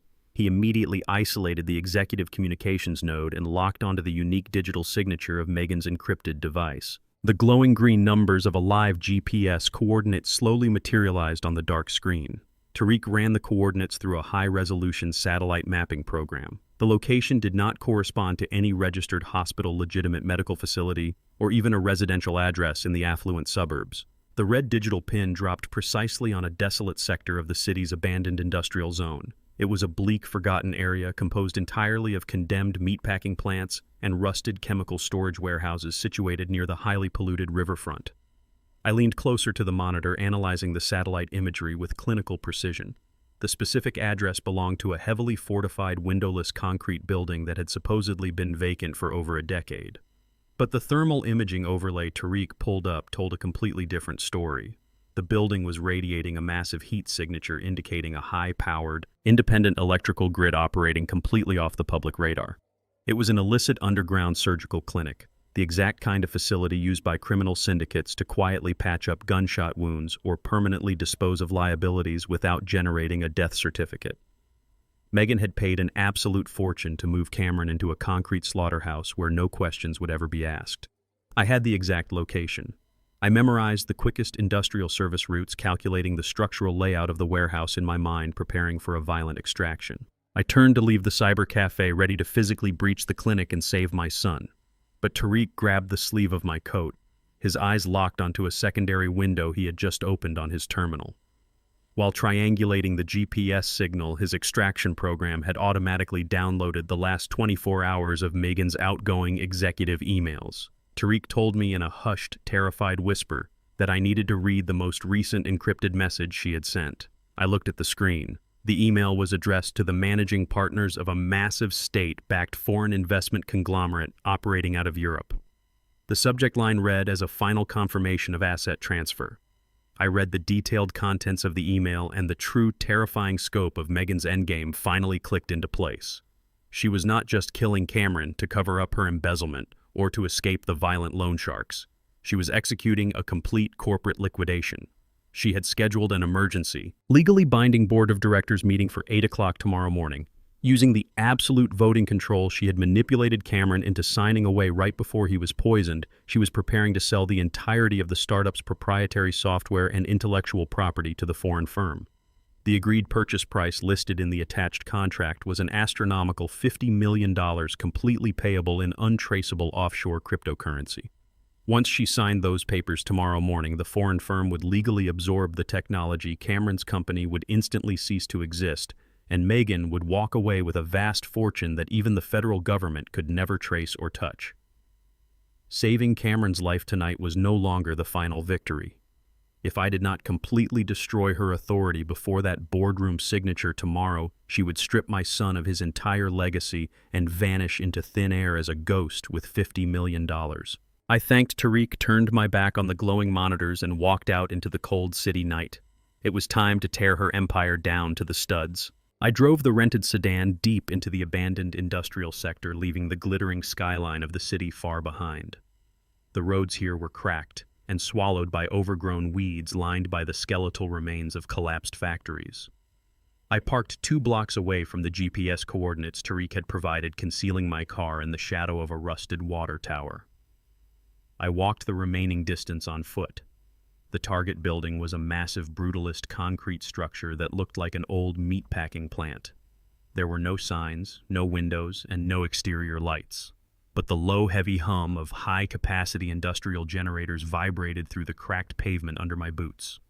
I reached into my coat and pulled out the emergency federal bypass credentials Bradley Pierce had handed me at the courthouse. I adjusted my collar, straightened my posture, and walked directly up to the reinforced steel front doors. I did not sneak around looking for an open window. A man who acts like he owns the building is rarely questioned. I hit the heavy buzzer. A security camera above the door pivoted to scan my face. I held the federal badge directly up to the lens. The heavy magnetic locks disengaged with a loud clank. I pushed the door open and stepped into a sterile, brightly lit reception area that starkly contrasted the decaying exterior. A large, heavily tattooed security guard sat behind bulletproof glass, his hand resting near a holstered sidearm. He demanded to know who I was and how I found this facility. I did not break stride. I slammed the badge against the glass and barked with absolute furious authority. I told him I was a senior inspector for the Federal Health Commission, responding to a massive unregistered power grid anomaly and suspected biohazard violations. I warned him that if he did not buzz me through the interior doors in 3 seconds, I would have a SWAT team raid this illegal slaughterhouse and ensure he spent the next 20 years in a federal penitentiary. The guard hesitated, his eyes darting between my badge and my cold, unyielding expression. He hit the release button.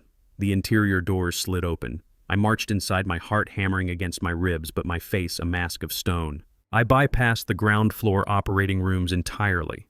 An engineer knows that heavy life support machinery requires massive electrical conduits which are always routed through the lowest levels of a structure to minimize load stress. I found the main stairwell and descended into the basement. The air down here smelled of harsh bleach and metallic copper. At the end of a long, dimly lit corridor, I found a heavy metal door with a digital keypad. I did not have the code. I looked up and saw the exposed ventilation duct running directly over the doorframe.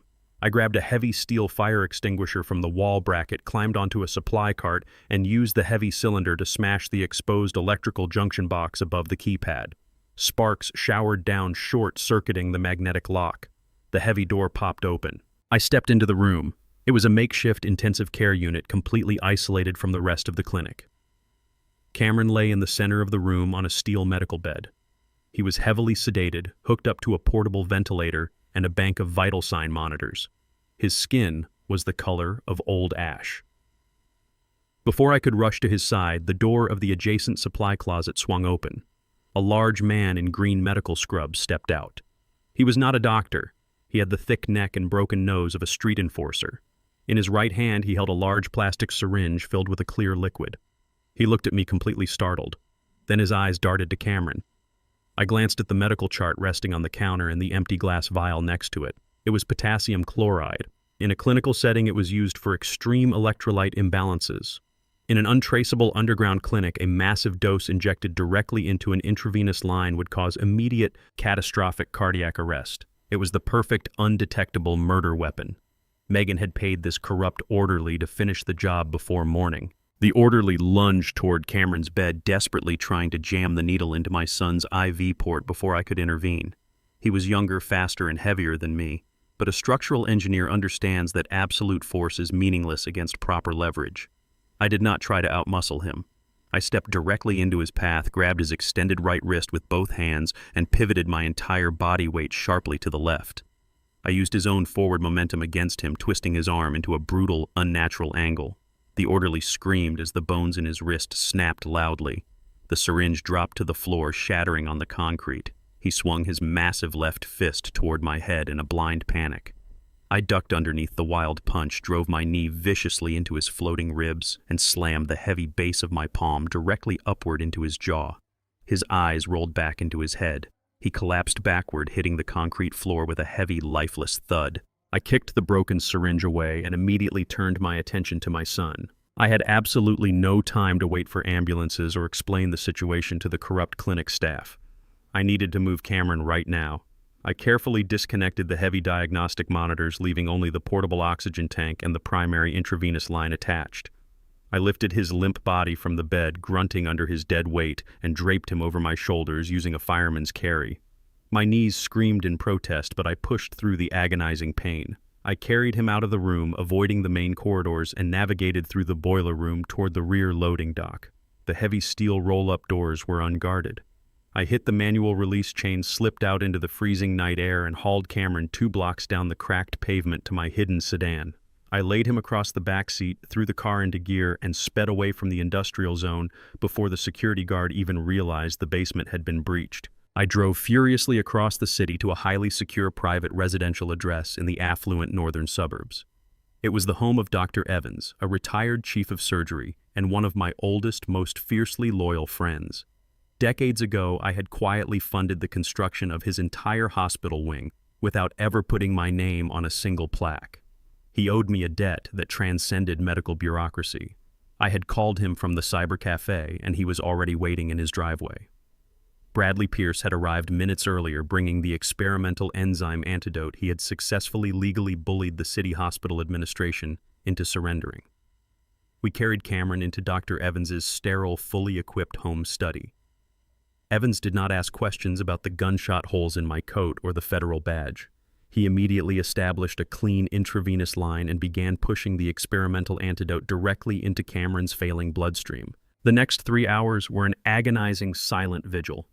I sat in a leather armchair in the corner of the study, watching my son fight a brutal war against the synthetic poison ravaging his organs.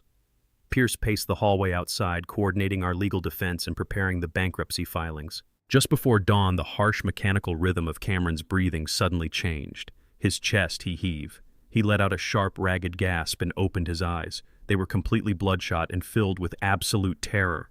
He thrashed wildly against the medical blankets, disoriented and panicking, believing he was still trapped in the underground clinic. I rushed to his side and pinned his shoulders down firmly. speaking in a low, commanding voice until the wild panic slowly drained from his face. He recognized me. He looked around the safe, quiet study, then looked at the bandages on his arms. The reality of his survival and the horrific truth of who had tried to end it crashed down upon him. He did not cry. The betrayal was too absolute, too cold for tears. He looked at me with hollow, defeated eyes. His voice was a weak, gravelly rasp. He confessed the final devastating piece of Megan's puzzle. He told me that hours before he attended the gala, when the panic of the loan shark debt was absolutely suffocating him, Megan had offered him a lifeline. She convinced him that the syndicate could legally seize his corporate voting shares if they defaulted. She told him the only way to protect the startup was to temporarily transfer all executive voting rights directly into her name, shielding the company under her supposedly clean legal status. Cameron admitted, his voice breaking with profound bitterness, that he had signed the transfer documents without hesitation. He had handed her the entire kingdom. He confirmed what Tariq had discovered in the encrypted emails. The temporary transfer was completely legally binding. Megan now possessed 100% of the executive voting power. The board meeting she had scheduled for 8 o'clock this morning was not a negotiation. It was a legally bulletproof execution. She was going to sell the intellectual property to the foreign firm for $50 million, and there was absolutely no legal mechanism left within the corporate bylaws to stop her. She owned the company, she held the vote, and the foreign buyers were waiting with their pens. Cameron closed his eyes, defeated. He told me the war was over. Megan had won. But I stood up from the chair, pulled my wool coat tightly around my shoulders, and checked my watch. It was 6 in the morning. I told my son that an architect never builds a structure without installing a hidden demolition charge in the foundation. The war was not over. It was time to detonate the building. I moved away from Cameron's bedside and walked into Dr. Evans's private library. Bradley Pierce had already transformed the massive mahogany dining table into a makeshift war room. He had dispatched a trusted courier to retrieve a heavy lockbox of physical corporate records from his downtown law firm. Stacks of thick, legally dense incorporation documents, shareholder agreements, and operating bylaws covered every inch of the polished wood. I poured myself a cup of black coffee, feeling the profound exhaustion deep in my bones, but my mind was operating with the cold, absolute precision of a structural engineer examining a faulty blueprint. We had less than 2 hours before Megan walked into that boardroom, banged the executive gavel, and legally sold my son's entire legacy to the foreign conglomerate. Pierce was pacing the length of the room, aggressively highlighting paragraphs and muttering curses under his breath. He looked completely defeated. He dropped a heavy binder onto the table and stated that the voting rights transfer Cameron had signed was completely ironclad. Megan held the vast majority of the shares, the executive proxy, and the board's unyielding bought-off support. Legally, she did not even need Cameron in the room to authorize the final sale. She was acting as the absolute sovereign of the company. The corporate charter gave the acting chief executive officer unilateral authority to liquidate the intellectual property if the board formally approved, and Megan had already manipulated the board into unanimous consent. She had built a fortress of paperwork that was virtually impenetrable from the outside. I told Pierce to stop looking at the roof of the building and start digging into the foundation. A skyscraper does not stand on its penthouse. It stands on the concrete poured on day one. I reached across the table and pulled the original heavily yellowed incorporation filings from 5 years ago. I did not look at the executive powers or the current distribution of voting shares. I looked exclusively at the initial capitalization records. I asked Pierce to trace the exact origin of the seed money used to establish the corporate entity before the aggressive venture capitalists ever got involved. Pierce adjusted his glasses, rubbed his tired eyes, and flipped to the financial addendums at the back of the folder. He read the ledger aloud, noting a quiet, unpublicized injection of $2 million that served as the primary collateral for the startup's initial operating credit line. I tapped my finger firmly on the page. I told him that money did not come from a bank or an angel investor. It came directly from an irrevocable family trust fund established by my late wife, Josephine. When Cameron first begged me for money to start his technology company, I knew his ambition far outweighed his actual business acumen. I did not just hand him a blank check and wish him luck. I meticulously structured the initial capital transfer through Josephine's highly restricted trust to ensure a safety net existed if he ever drove the company into the ground. Megan thought she had hijacked a modern independent technology startup. She did not realize the entire financial architecture of the company was built directly on top of my dead wife's estate. I instructed Pierce to cross-reference the startup's operating agreement with the specific disbursement covenants of Josephine's trust. Pierce pulled up the digitized trust documents on his encrypted laptop, his eyes scanning the dense legal text with renewed frantic energy. Suddenly, he stopped breathing. A slow, predatory smile spread across his face, entirely erasing his previous despair. He turned the laptop screen toward me and pointed to Article 7, Section 4. The clause was buried deep within the 50-page document written in archaic legal jargon that Megan's flashy corporate lawyers had completely overlooked during their hostile rapid takeover. The covenant explicitly dictated that because the trust provided the foundational collateral for the corporate entity, any total liquidation, merger, or sale of the company's core intellectual property required the direct physical signature of the trust's sole administrative manager. The sale could not be executed by the chief executive officer alone. It could not be overridden by a majority board vote. It could not be bypassed by an emergency corporate mandate. It required the explicit notarized consent of the trust manager to release the original collateral and clear the title of the intellectual property. I looked at Pierce and confirmed the absolute, undeniable truth of the situation. I was the sole administrative manager of Josephine's trust. Megan could hold all the voting shares in the world, but without my signature on that final sale contract, the foreign conglomerate would be buying absolutely nothing. The transaction would be completely legally void the second the ink dried. We had found the demolition charge hidden in the foundation. We had the power to detonate her $50 million exit strategy right in front of her face. I grabbed my heavy wool coat, ready to march down to the corporate headquarters, lock the boardroom doors, and drop the trust documents directly onto the table. But Pierce suddenly held up his hand. His eyes were locked on a newly decrypted email thread that Tariq, the rogue data analyst, had just forwarded to his secure server. The triumphant smile completely vanished from Pierce's face, replaced by a look of sheer cold panic. He told me Megan was not as careless as we had hoped. She had not overlooked Article 7. She had actively discovered the loophole 3 weeks ago and planned for it with terrifying efficiency. Pierce read the intercepted communication aloud. Knowing she could never legally obtain my signature, especially after forging medical documents to declare me incompetent, Megan had sought out an alternative, highly illegal solution.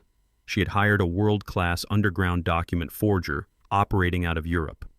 The email attachment contained high-resolution digital scans of the final sale contract. Pierce opened the image and zoomed in on the bottom of the last page. Perfectly replicating my exact handwriting, the unique pressure of my pen strokes, and the slight distinct slant of my letters was my signature.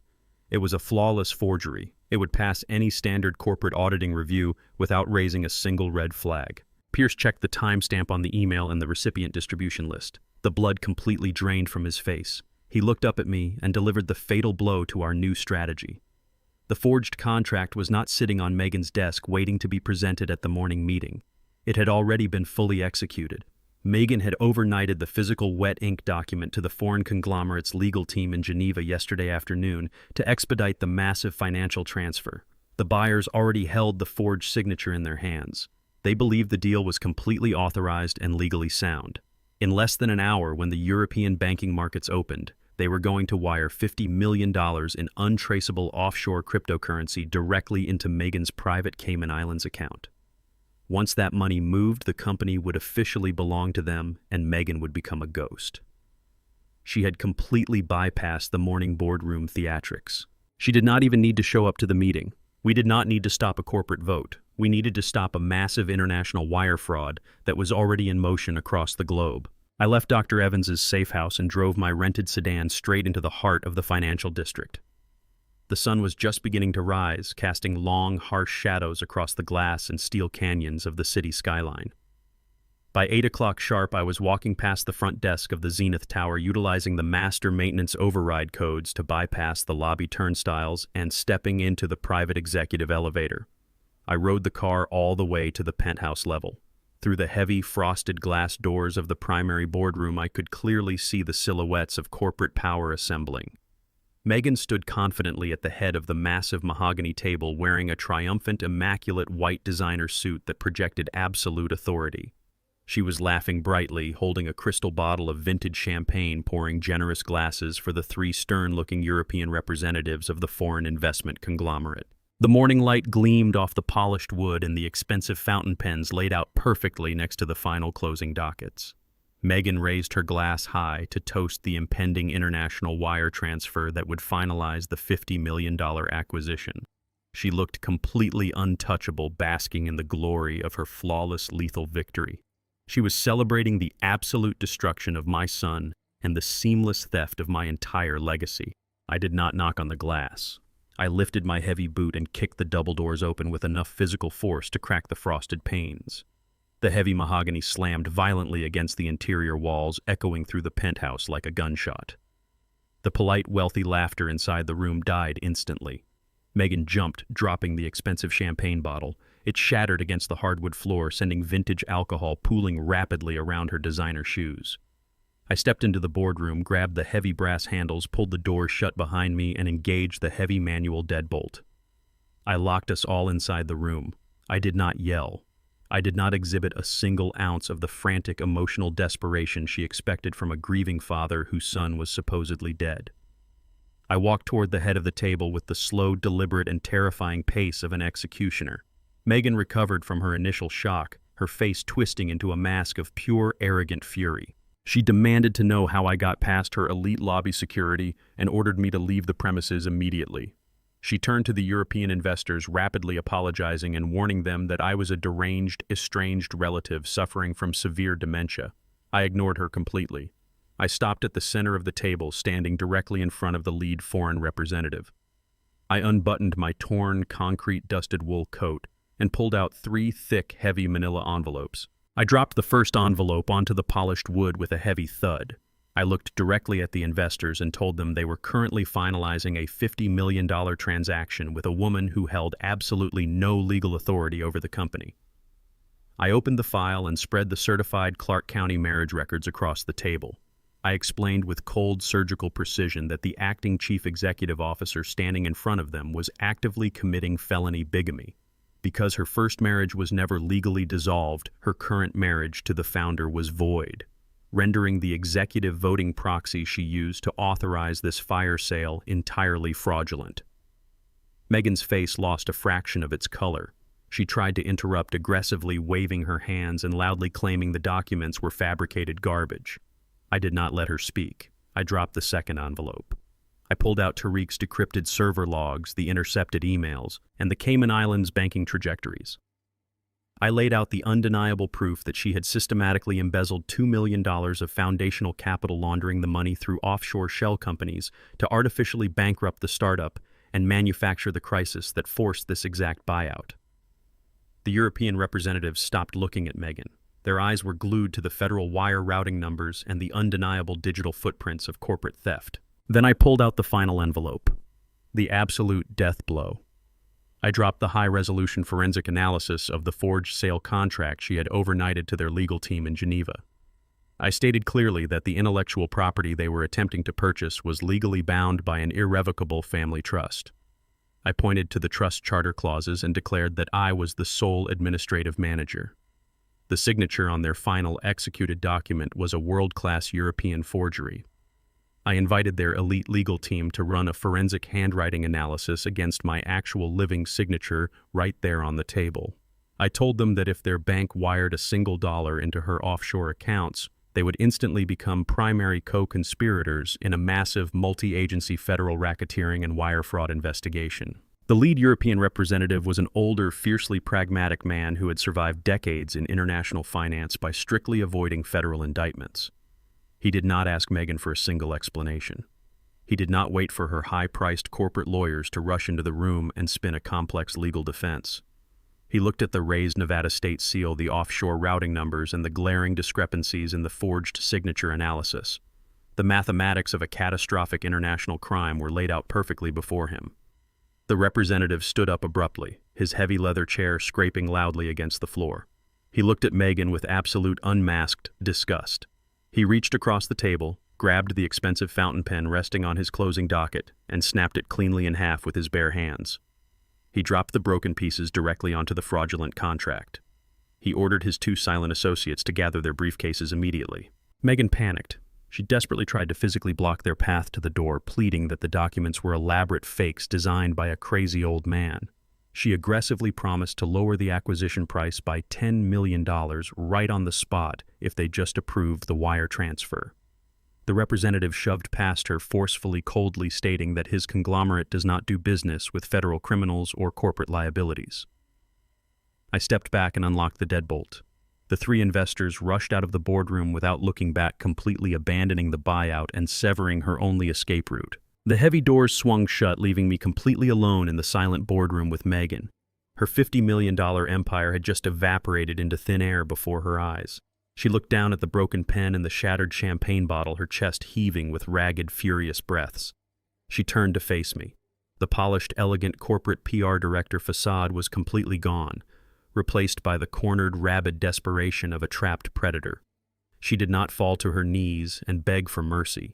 She did not attempt to apologize for trying to murder my son.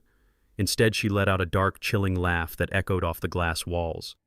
She walked over to her leather briefcase and pulled out a thick, legally binding medical folder bearing the official seal of the State Psychological Board.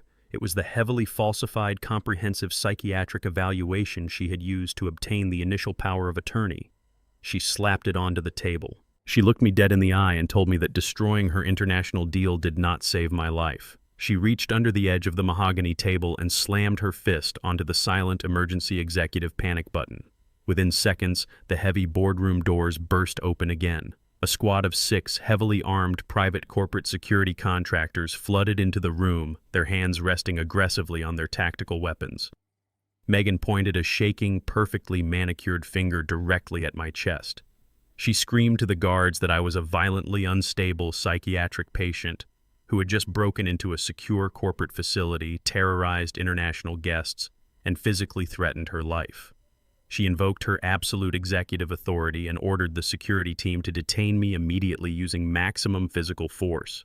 She instructed them not to call the city police. She ordered them to throw me into an unmarked transport van and deliver me directly to the maximum security wing of the state mental asylum, a facility she boasted she had already heavily paid off.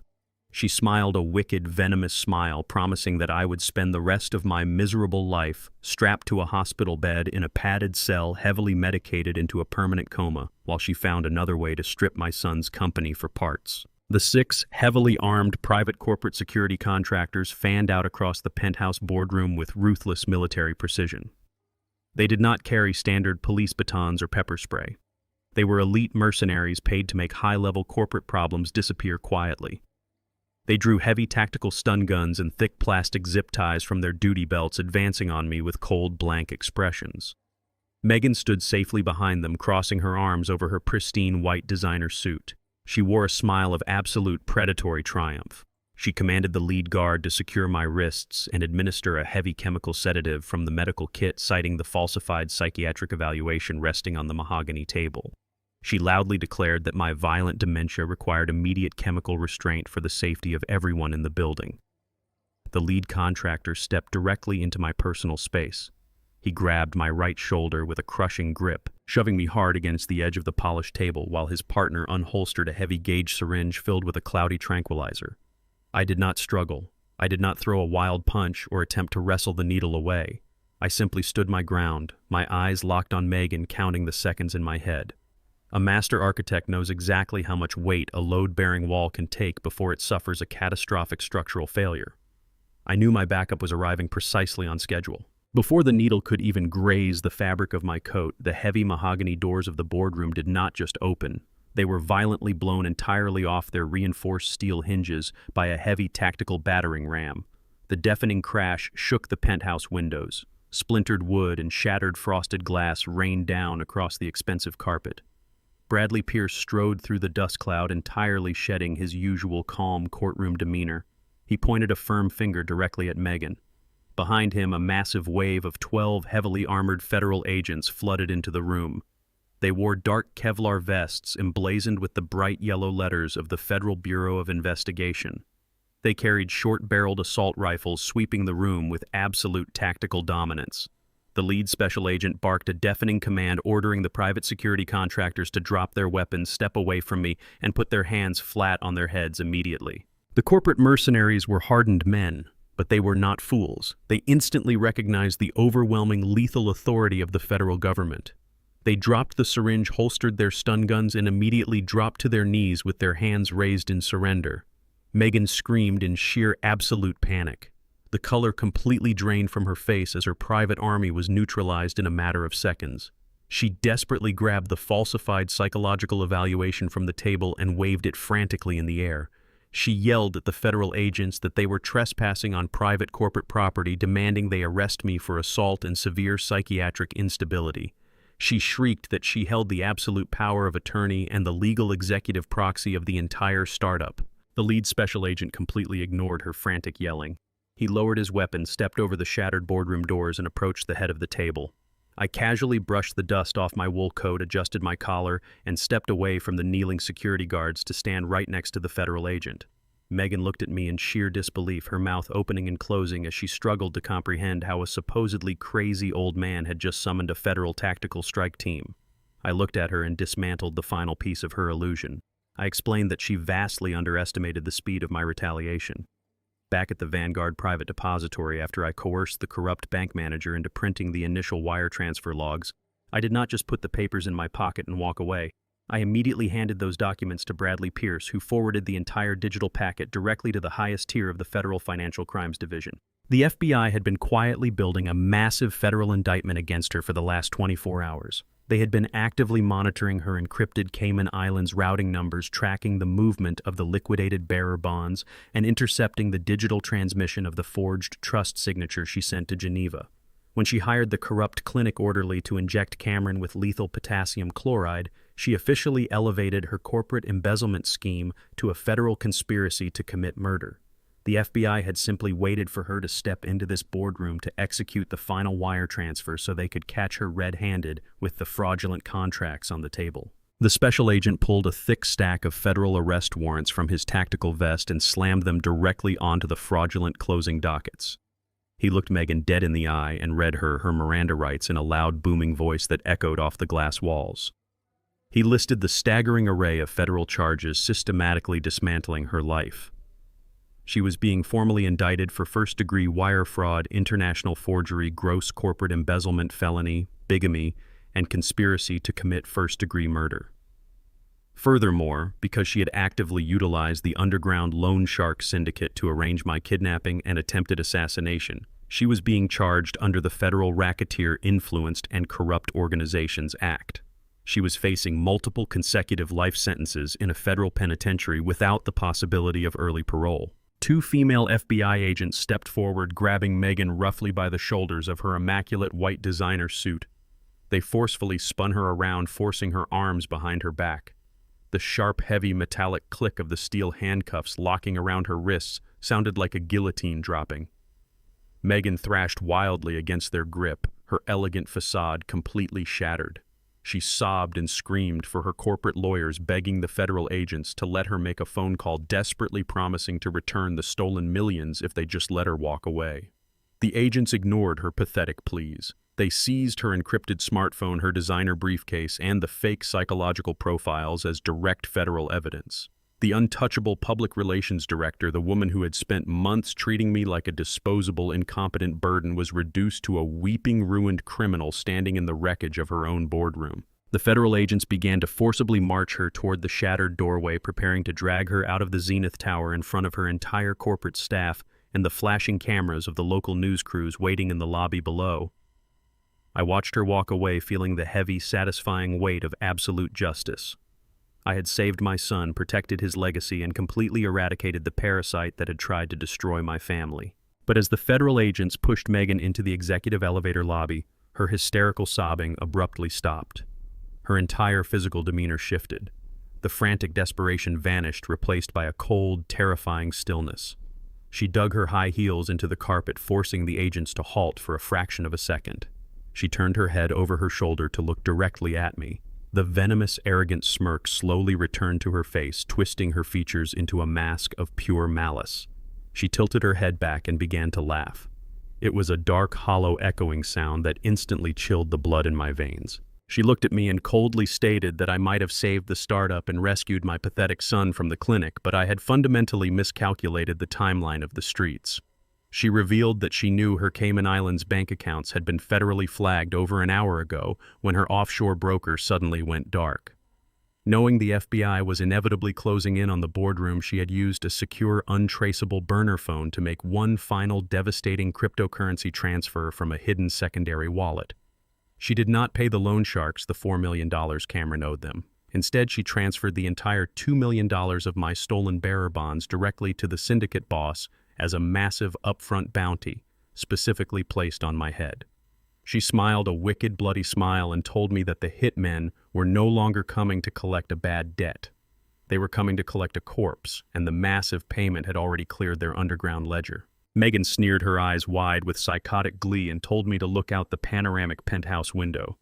She was dragged into the elevator by the federal agents, her chilling laughter echoing down the shaft. I stepped over to the floor-to-ceiling glass and looked down at the city streets 40 stories below.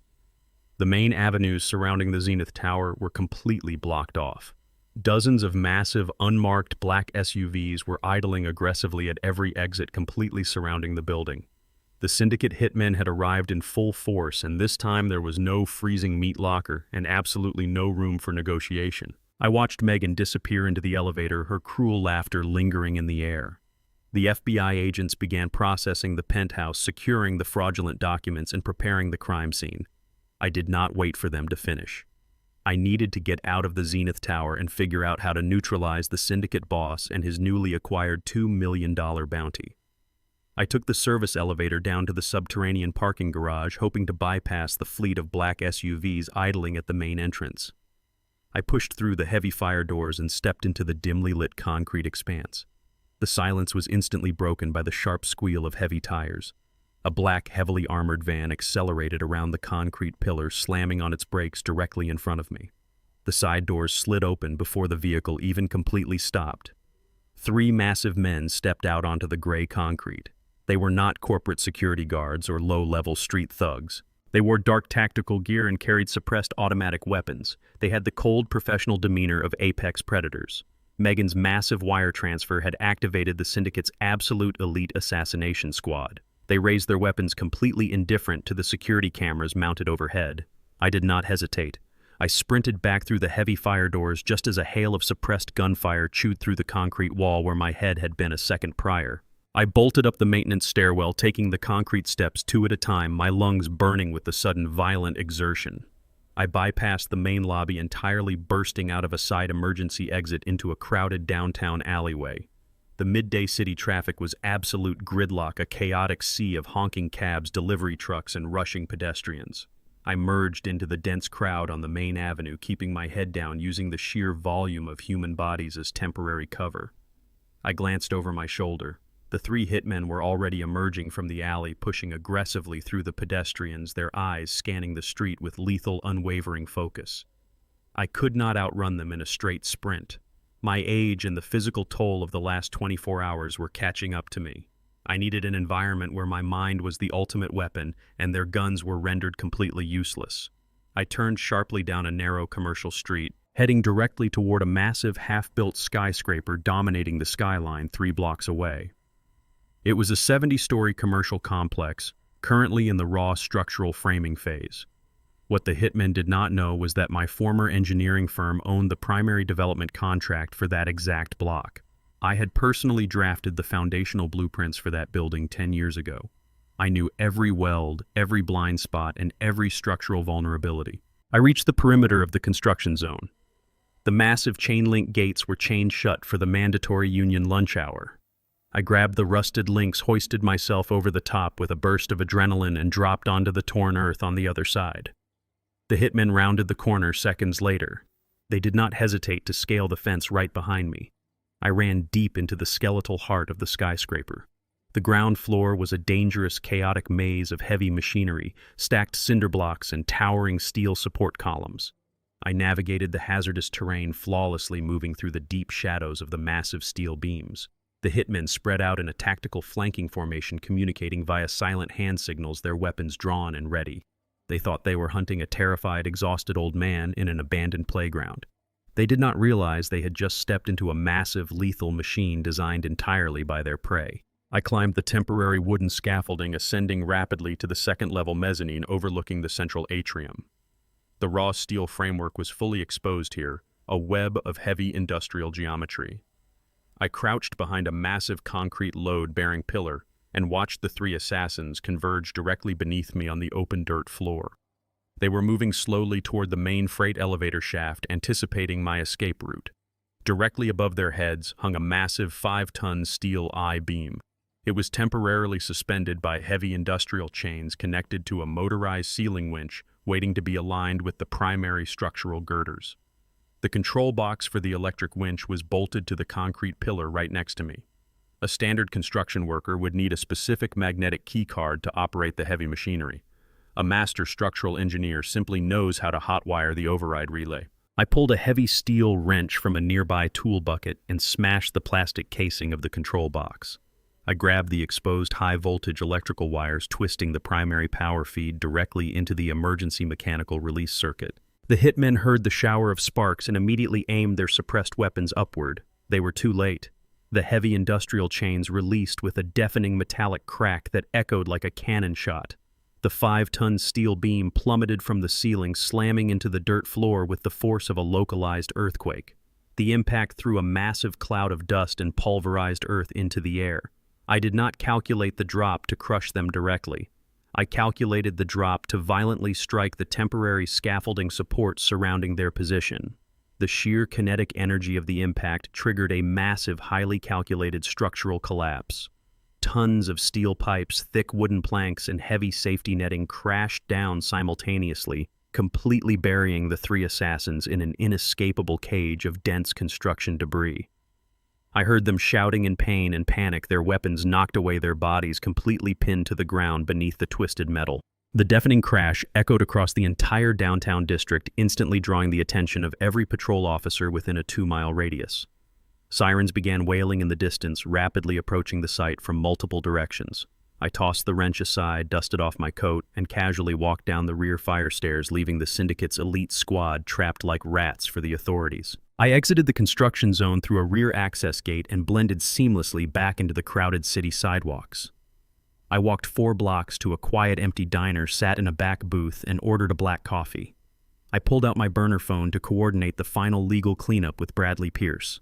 He answered on the very first ring, but the triumphant, arrogant tone from the boardroom raid was completely gone.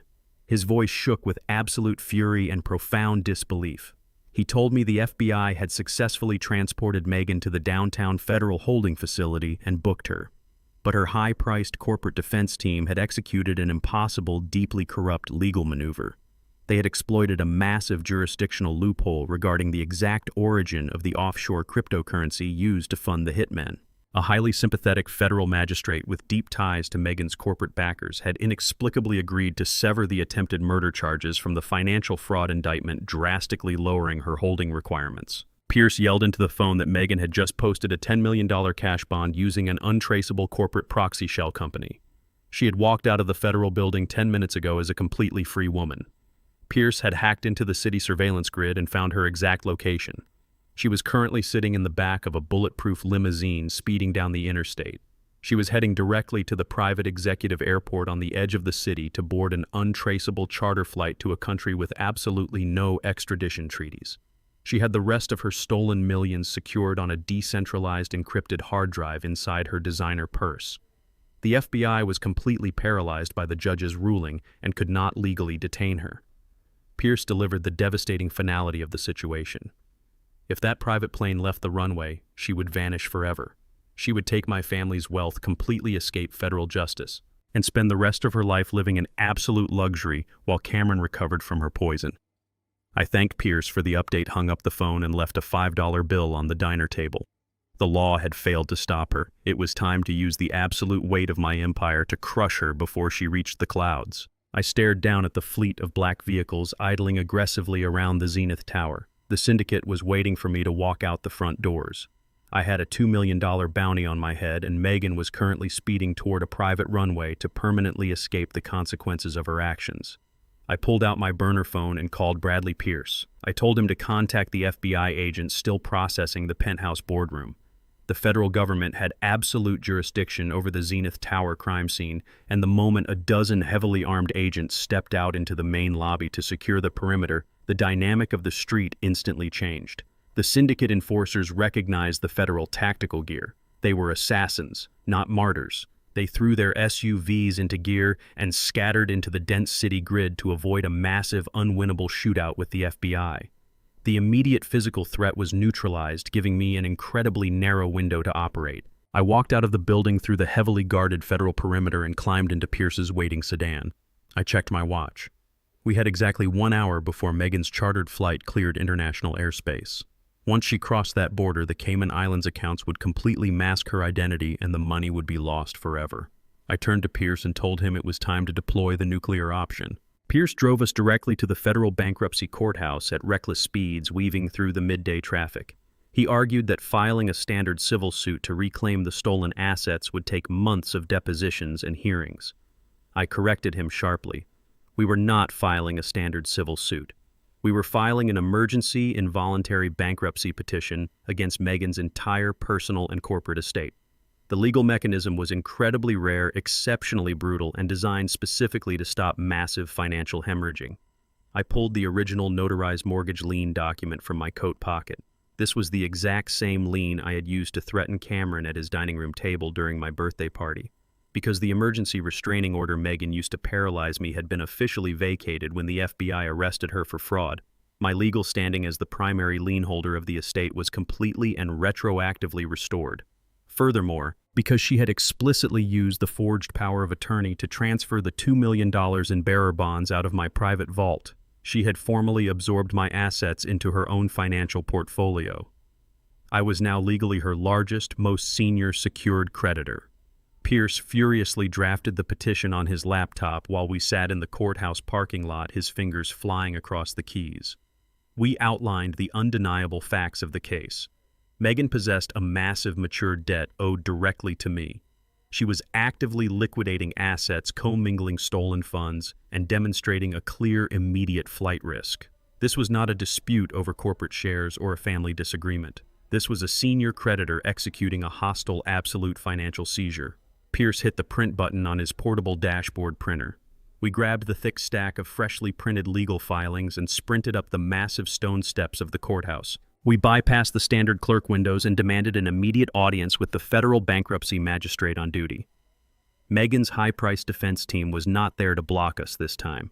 They were busy riding in the back of a luxury limousine with her to the airport, arrogantly assuming the criminal severance had secured her permanent freedom. They fundamentally misunderstood the terrifying speed and absolute power of the federal bankruptcy code. We entered the magistrate's chambers and laid the undeniable mathematical reality of her estate onto his desk. The magistrate reviewed the reinstated mortgage lien, the FBI wire fraud indictments, and the offshore routing numbers.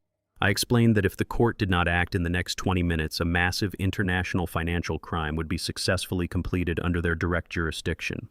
I asked the magistrate to drop the hammer. The federal magistrate did not hesitate or ask for further deliberation.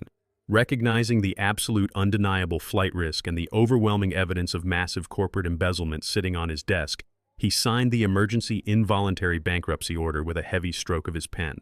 That signature was a financial death sentence. The moment the ink dried on that document, the federal court seized immediate total control over every single asset registered to Megan's name. It triggered an automatic global stay on all her financial accounts. Pierce grabbed the signed order, ran out into the hallway, and immediately transmitted the scanned document directly to the international banking authorities, the Federal Financial Crimes Network, and the specific Cayman Islands offshore broker Megan had used. The result was instantaneous and globally devastating. An impenetrable wall of federal red tape slammed down over her entire wealth in real time. Her domestic bank accounts were frozen solid, her corporate credit lines were instantly terminated. And most importantly, the highly encrypted Cayman Islands accounts holding my stolen $2 million and the syndicate bounty were locked down completely by international compliance treaties. The funds could not be transferred, withdrawn, or utilized by anyone. Her entire financial empire was reduced to absolutely zero in the span of 30 seconds. She was no longer a millionaire mastermind. She was a bankrupt fugitive. 10 miles away, inside the luxurious private terminal of the executive airport, Megan stood confidently at the VIP boarding gate. Her chartered jet was fueled and idling on the sun-baked tarmac just outside the glass doors, the engines whining loudly in preparation for takeoff. She handed the flight concierge her ultra-premium corporate credit card to pay the final exorbitant refueling fees before boarding. She wore her designer sunglasses and a triumphant smirk, believing she had successfully outsmarted the federal government, the syndicate assassins, and my entire family. The concierge swiped the black card through the terminal machine. The computer beeped a harsh, flat tone. Declined. Annoyed by the delay, Megan pulled a second offshore debit card from her designer purse and slapped it onto the polished marble counter. The concierge swiped it again. Declined. The concierge looked closely at his monitor, his eyes widening in alarm as a red federal alert flashed across the screen indicating a total asset freeze.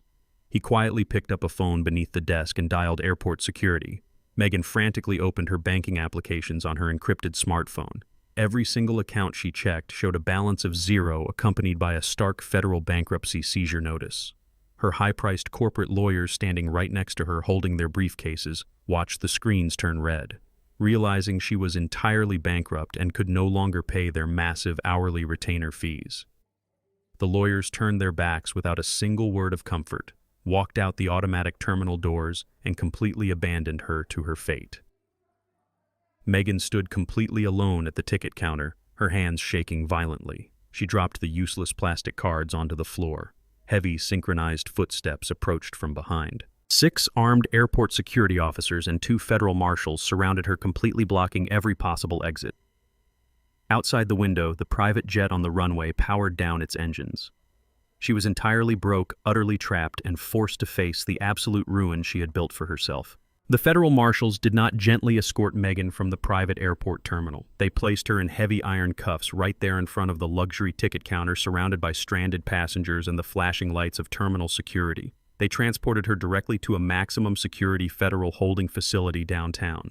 The corrupt legal maneuver her high-priced defense team had pulled earlier that day completely collapsed when the federal bankruptcy magistrate retroactively classified her $10 million cash bond as the direct, undeniable proceeds of felony wire fraud.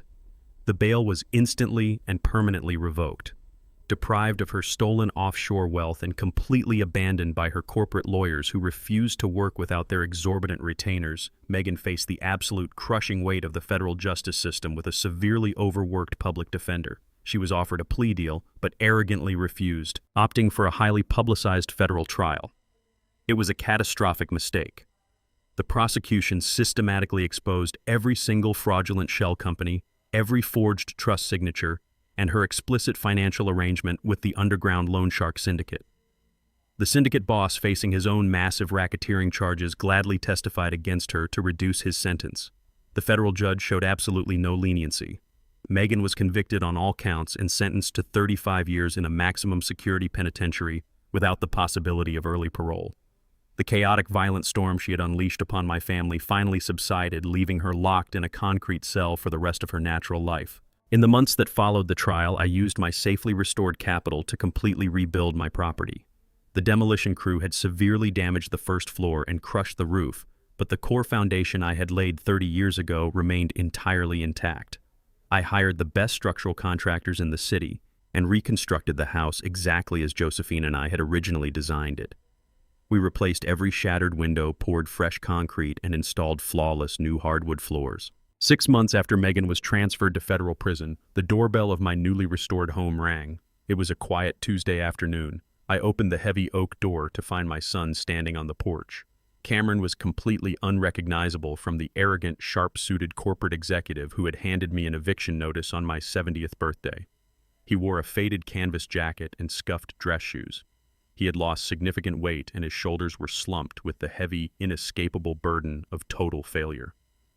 When the federal authorities unwound Megan's fraudulent sale and exposed the criminal origins of the company's financial crisis, the startup's board of directors completely dissolved the corporate entity to avoid further federal liability. Cameron lost his title, his executive shares, his luxury penthouse apartment, and his entire reputation within the technology industry. He was professionally radioactive, blacklisted by every major venture capital firm and real estate developer in the country. I stepped aside without a word and let him enter the house. He walked slowly into the living room, looking around at the pristine walls, the custom crown molding, and the quiet dignity of the home he had tried to demolish. He sat down heavily on the edge of the sofa, burying his face in his hands. The silence between us was incredibly heavy. Then his shoulders began to shake. The tears finally fell. He wept with the loud, broken gasps of a man who had finally hit absolute rock bottom. He apologized repeatedly, his voice choked with profound, agonizing regret. He confessed that his blind ambition had made him an easy target for Megan's manipulation, and that his desperate need to look like a successful chief executive officer had turned him into a pathetic, easily controlled pawn. I sat in my leather armchair and listened patiently, allowing him to completely empty his soul. I did not interrupt his confession, but as his tears slowly subsided and his breathing steadied, the true underlying nature of his visit revealed itself. He wiped his eyes, looked up at me, and began to pivot the conversation back to business.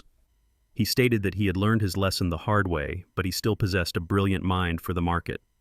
He reached into his faded jacket and pulled out a crumpled, hastily stapled business plan, laying it on the polished coffee table. He explained that the commercial real estate market was shifting, and he had a revolutionary concept for a new digital property management platform. He admitted that no commercial bank would approve his loan applications, and no private investor would return his phone calls because of the federal scandal. He looked at me with the desperate, entirely familiar expectation of a spoiled child seeking a bailout. He asked for a second chance. He was asking for a blank check. He wanted me to dip into the massive, protected wealth of Josephine's trust fund and hand him the seed capital to instantly rebuild his status and bypass the agonizing consequences of his own spectacular failure. He expected the traditional narrative of a father's unconditional financial forgiveness. I did not even glance at the crumpled business plan resting on the coffee table. I kept my posture perfectly straight, my expression entirely unreadable and completely devoid of sympathy. I looked directly into my son's desperate, pleading eyes and delivered the absolute truth. I told him I was not going to give him a single dollar. I was not going to fund his new software platform. I was not going to pay his overdue rent, clear his remaining personal debts, or buy him a new tailored suit to impress people who fundamentally despised him. Cameron blinked, the remaining glimmer of hope instantly draining from his face. He stammered, his voice rising in panic, asking how he was supposed to survive or rebuild his shattered life if his own father refused to financially support him. I stood up from my armchair, walked over to the heavy oak entryway closet, and opened the door. I bypassed my tailored wool coats and reached for the top storage shelf. I pulled out 2 specific items and walked back into the center of the living room. I dropped them directly onto his pathetic business plan. The first item was a heavily scuffed bright yellow industrial hard hat. The second was a laminated union apprenticeship card for the city's heavy construction laborers local. Cameron stared at the items in profound confusion. I explained my reasoning with cold, surgical precision. I told him that when I handed him a multi-million-dollar company built entirely on my late wife's trust fund, I gave him a penthouse without a structural foundation. That artificial elevation made him weak, arrogant, and highly susceptible to predators like his wife. It made him believe that wealth was an inherent right rather than a rigorously constructed asset earned through sacrifice. I told him that if he truly wanted to rebuild his life, he was going to start exactly where I did 40 years ago. He was going to wake up at 4 in the morning. He was going to carry 80-pound bags of concrete mix across muddy trenches. He was going to tie heavy steel rebar until his hands blistered and bled. He was going to take direct orders from site foremen who did not care about his former corporate vocabulary, his college degrees, or his past executive titles. I leaned forward, resting my hands firmly on the edge of the coffee table, and delivered the final uncompromising lesson of his life. Respect is built from the foundation up, not from the penthouse down. I offered him a stark binary choice. He could walk out the front door right now completely empty-handed and try to sell his digital dreams to a world that had already permanently rejected him. Or he could put on that yellow hard hat tomorrow morning, report to my active commercial development site on the south side of the city, and earn an honest hourly wage with his own physical sweat. I promised him absolutely nothing but a sore back and the opportunity to become a real man. Cameron looked at this bright yellow plastic resting on the table. He looked down at his soft, manicured hands. For a long, tense moment, the room was completely silent. The heavy weight of his reality finally crushed the last remnants of his ego. He realized the blank checks were gone forever, and the era of the arrogant chief executive was entirely dead. Slowly, with a trembling hand, he reached out and picked up the hard hat. He took the union card, stood up from the sofa, and nodded once. He did not say thank you. He did not need to. He simply turned and walked out the front door carrying the heavy weight of his new, rigorous reality. I walked over to the entryway and locked the heavy oak door behind him. The house was completely quiet. I walked into the kitchen, boiled some filtered water, and poured myself a cup of hot black tea. I carried the steaming ceramic cup into my private study and sat down heavily in my favorite leather chair. I looked at the framed photograph of Josephine resting on my polished mahogany desk. Her smile was warm, familiar, and deeply comforting. The massive storm had finally passed. My wealth was completely protected. The predators who sought to destroy me were permanently caged, and my son was finally learning the true, undeniable value of hard work. My empire was entirely secure. I took a slow, deep sip of my tea, breathing in the absolute, unquestioned peace of restored order. The greatest lesson I learned is that true power never needs to announce its presence. While arrogance screams from the penthouse, real authority watches silently from the foundation. Megan and Cameron mistook my quiet retirement for weakness, forgetting that the architect who designs the fortress also knows how to dismantle it. Greed will always blind you to the hidden traps beneath your feet. Never underestimate the quiet ones, for they hold the master blueprints. If my story resonated with you, please hit the like button, subscribe to the channel, and tell me your thoughts in the comments down below today.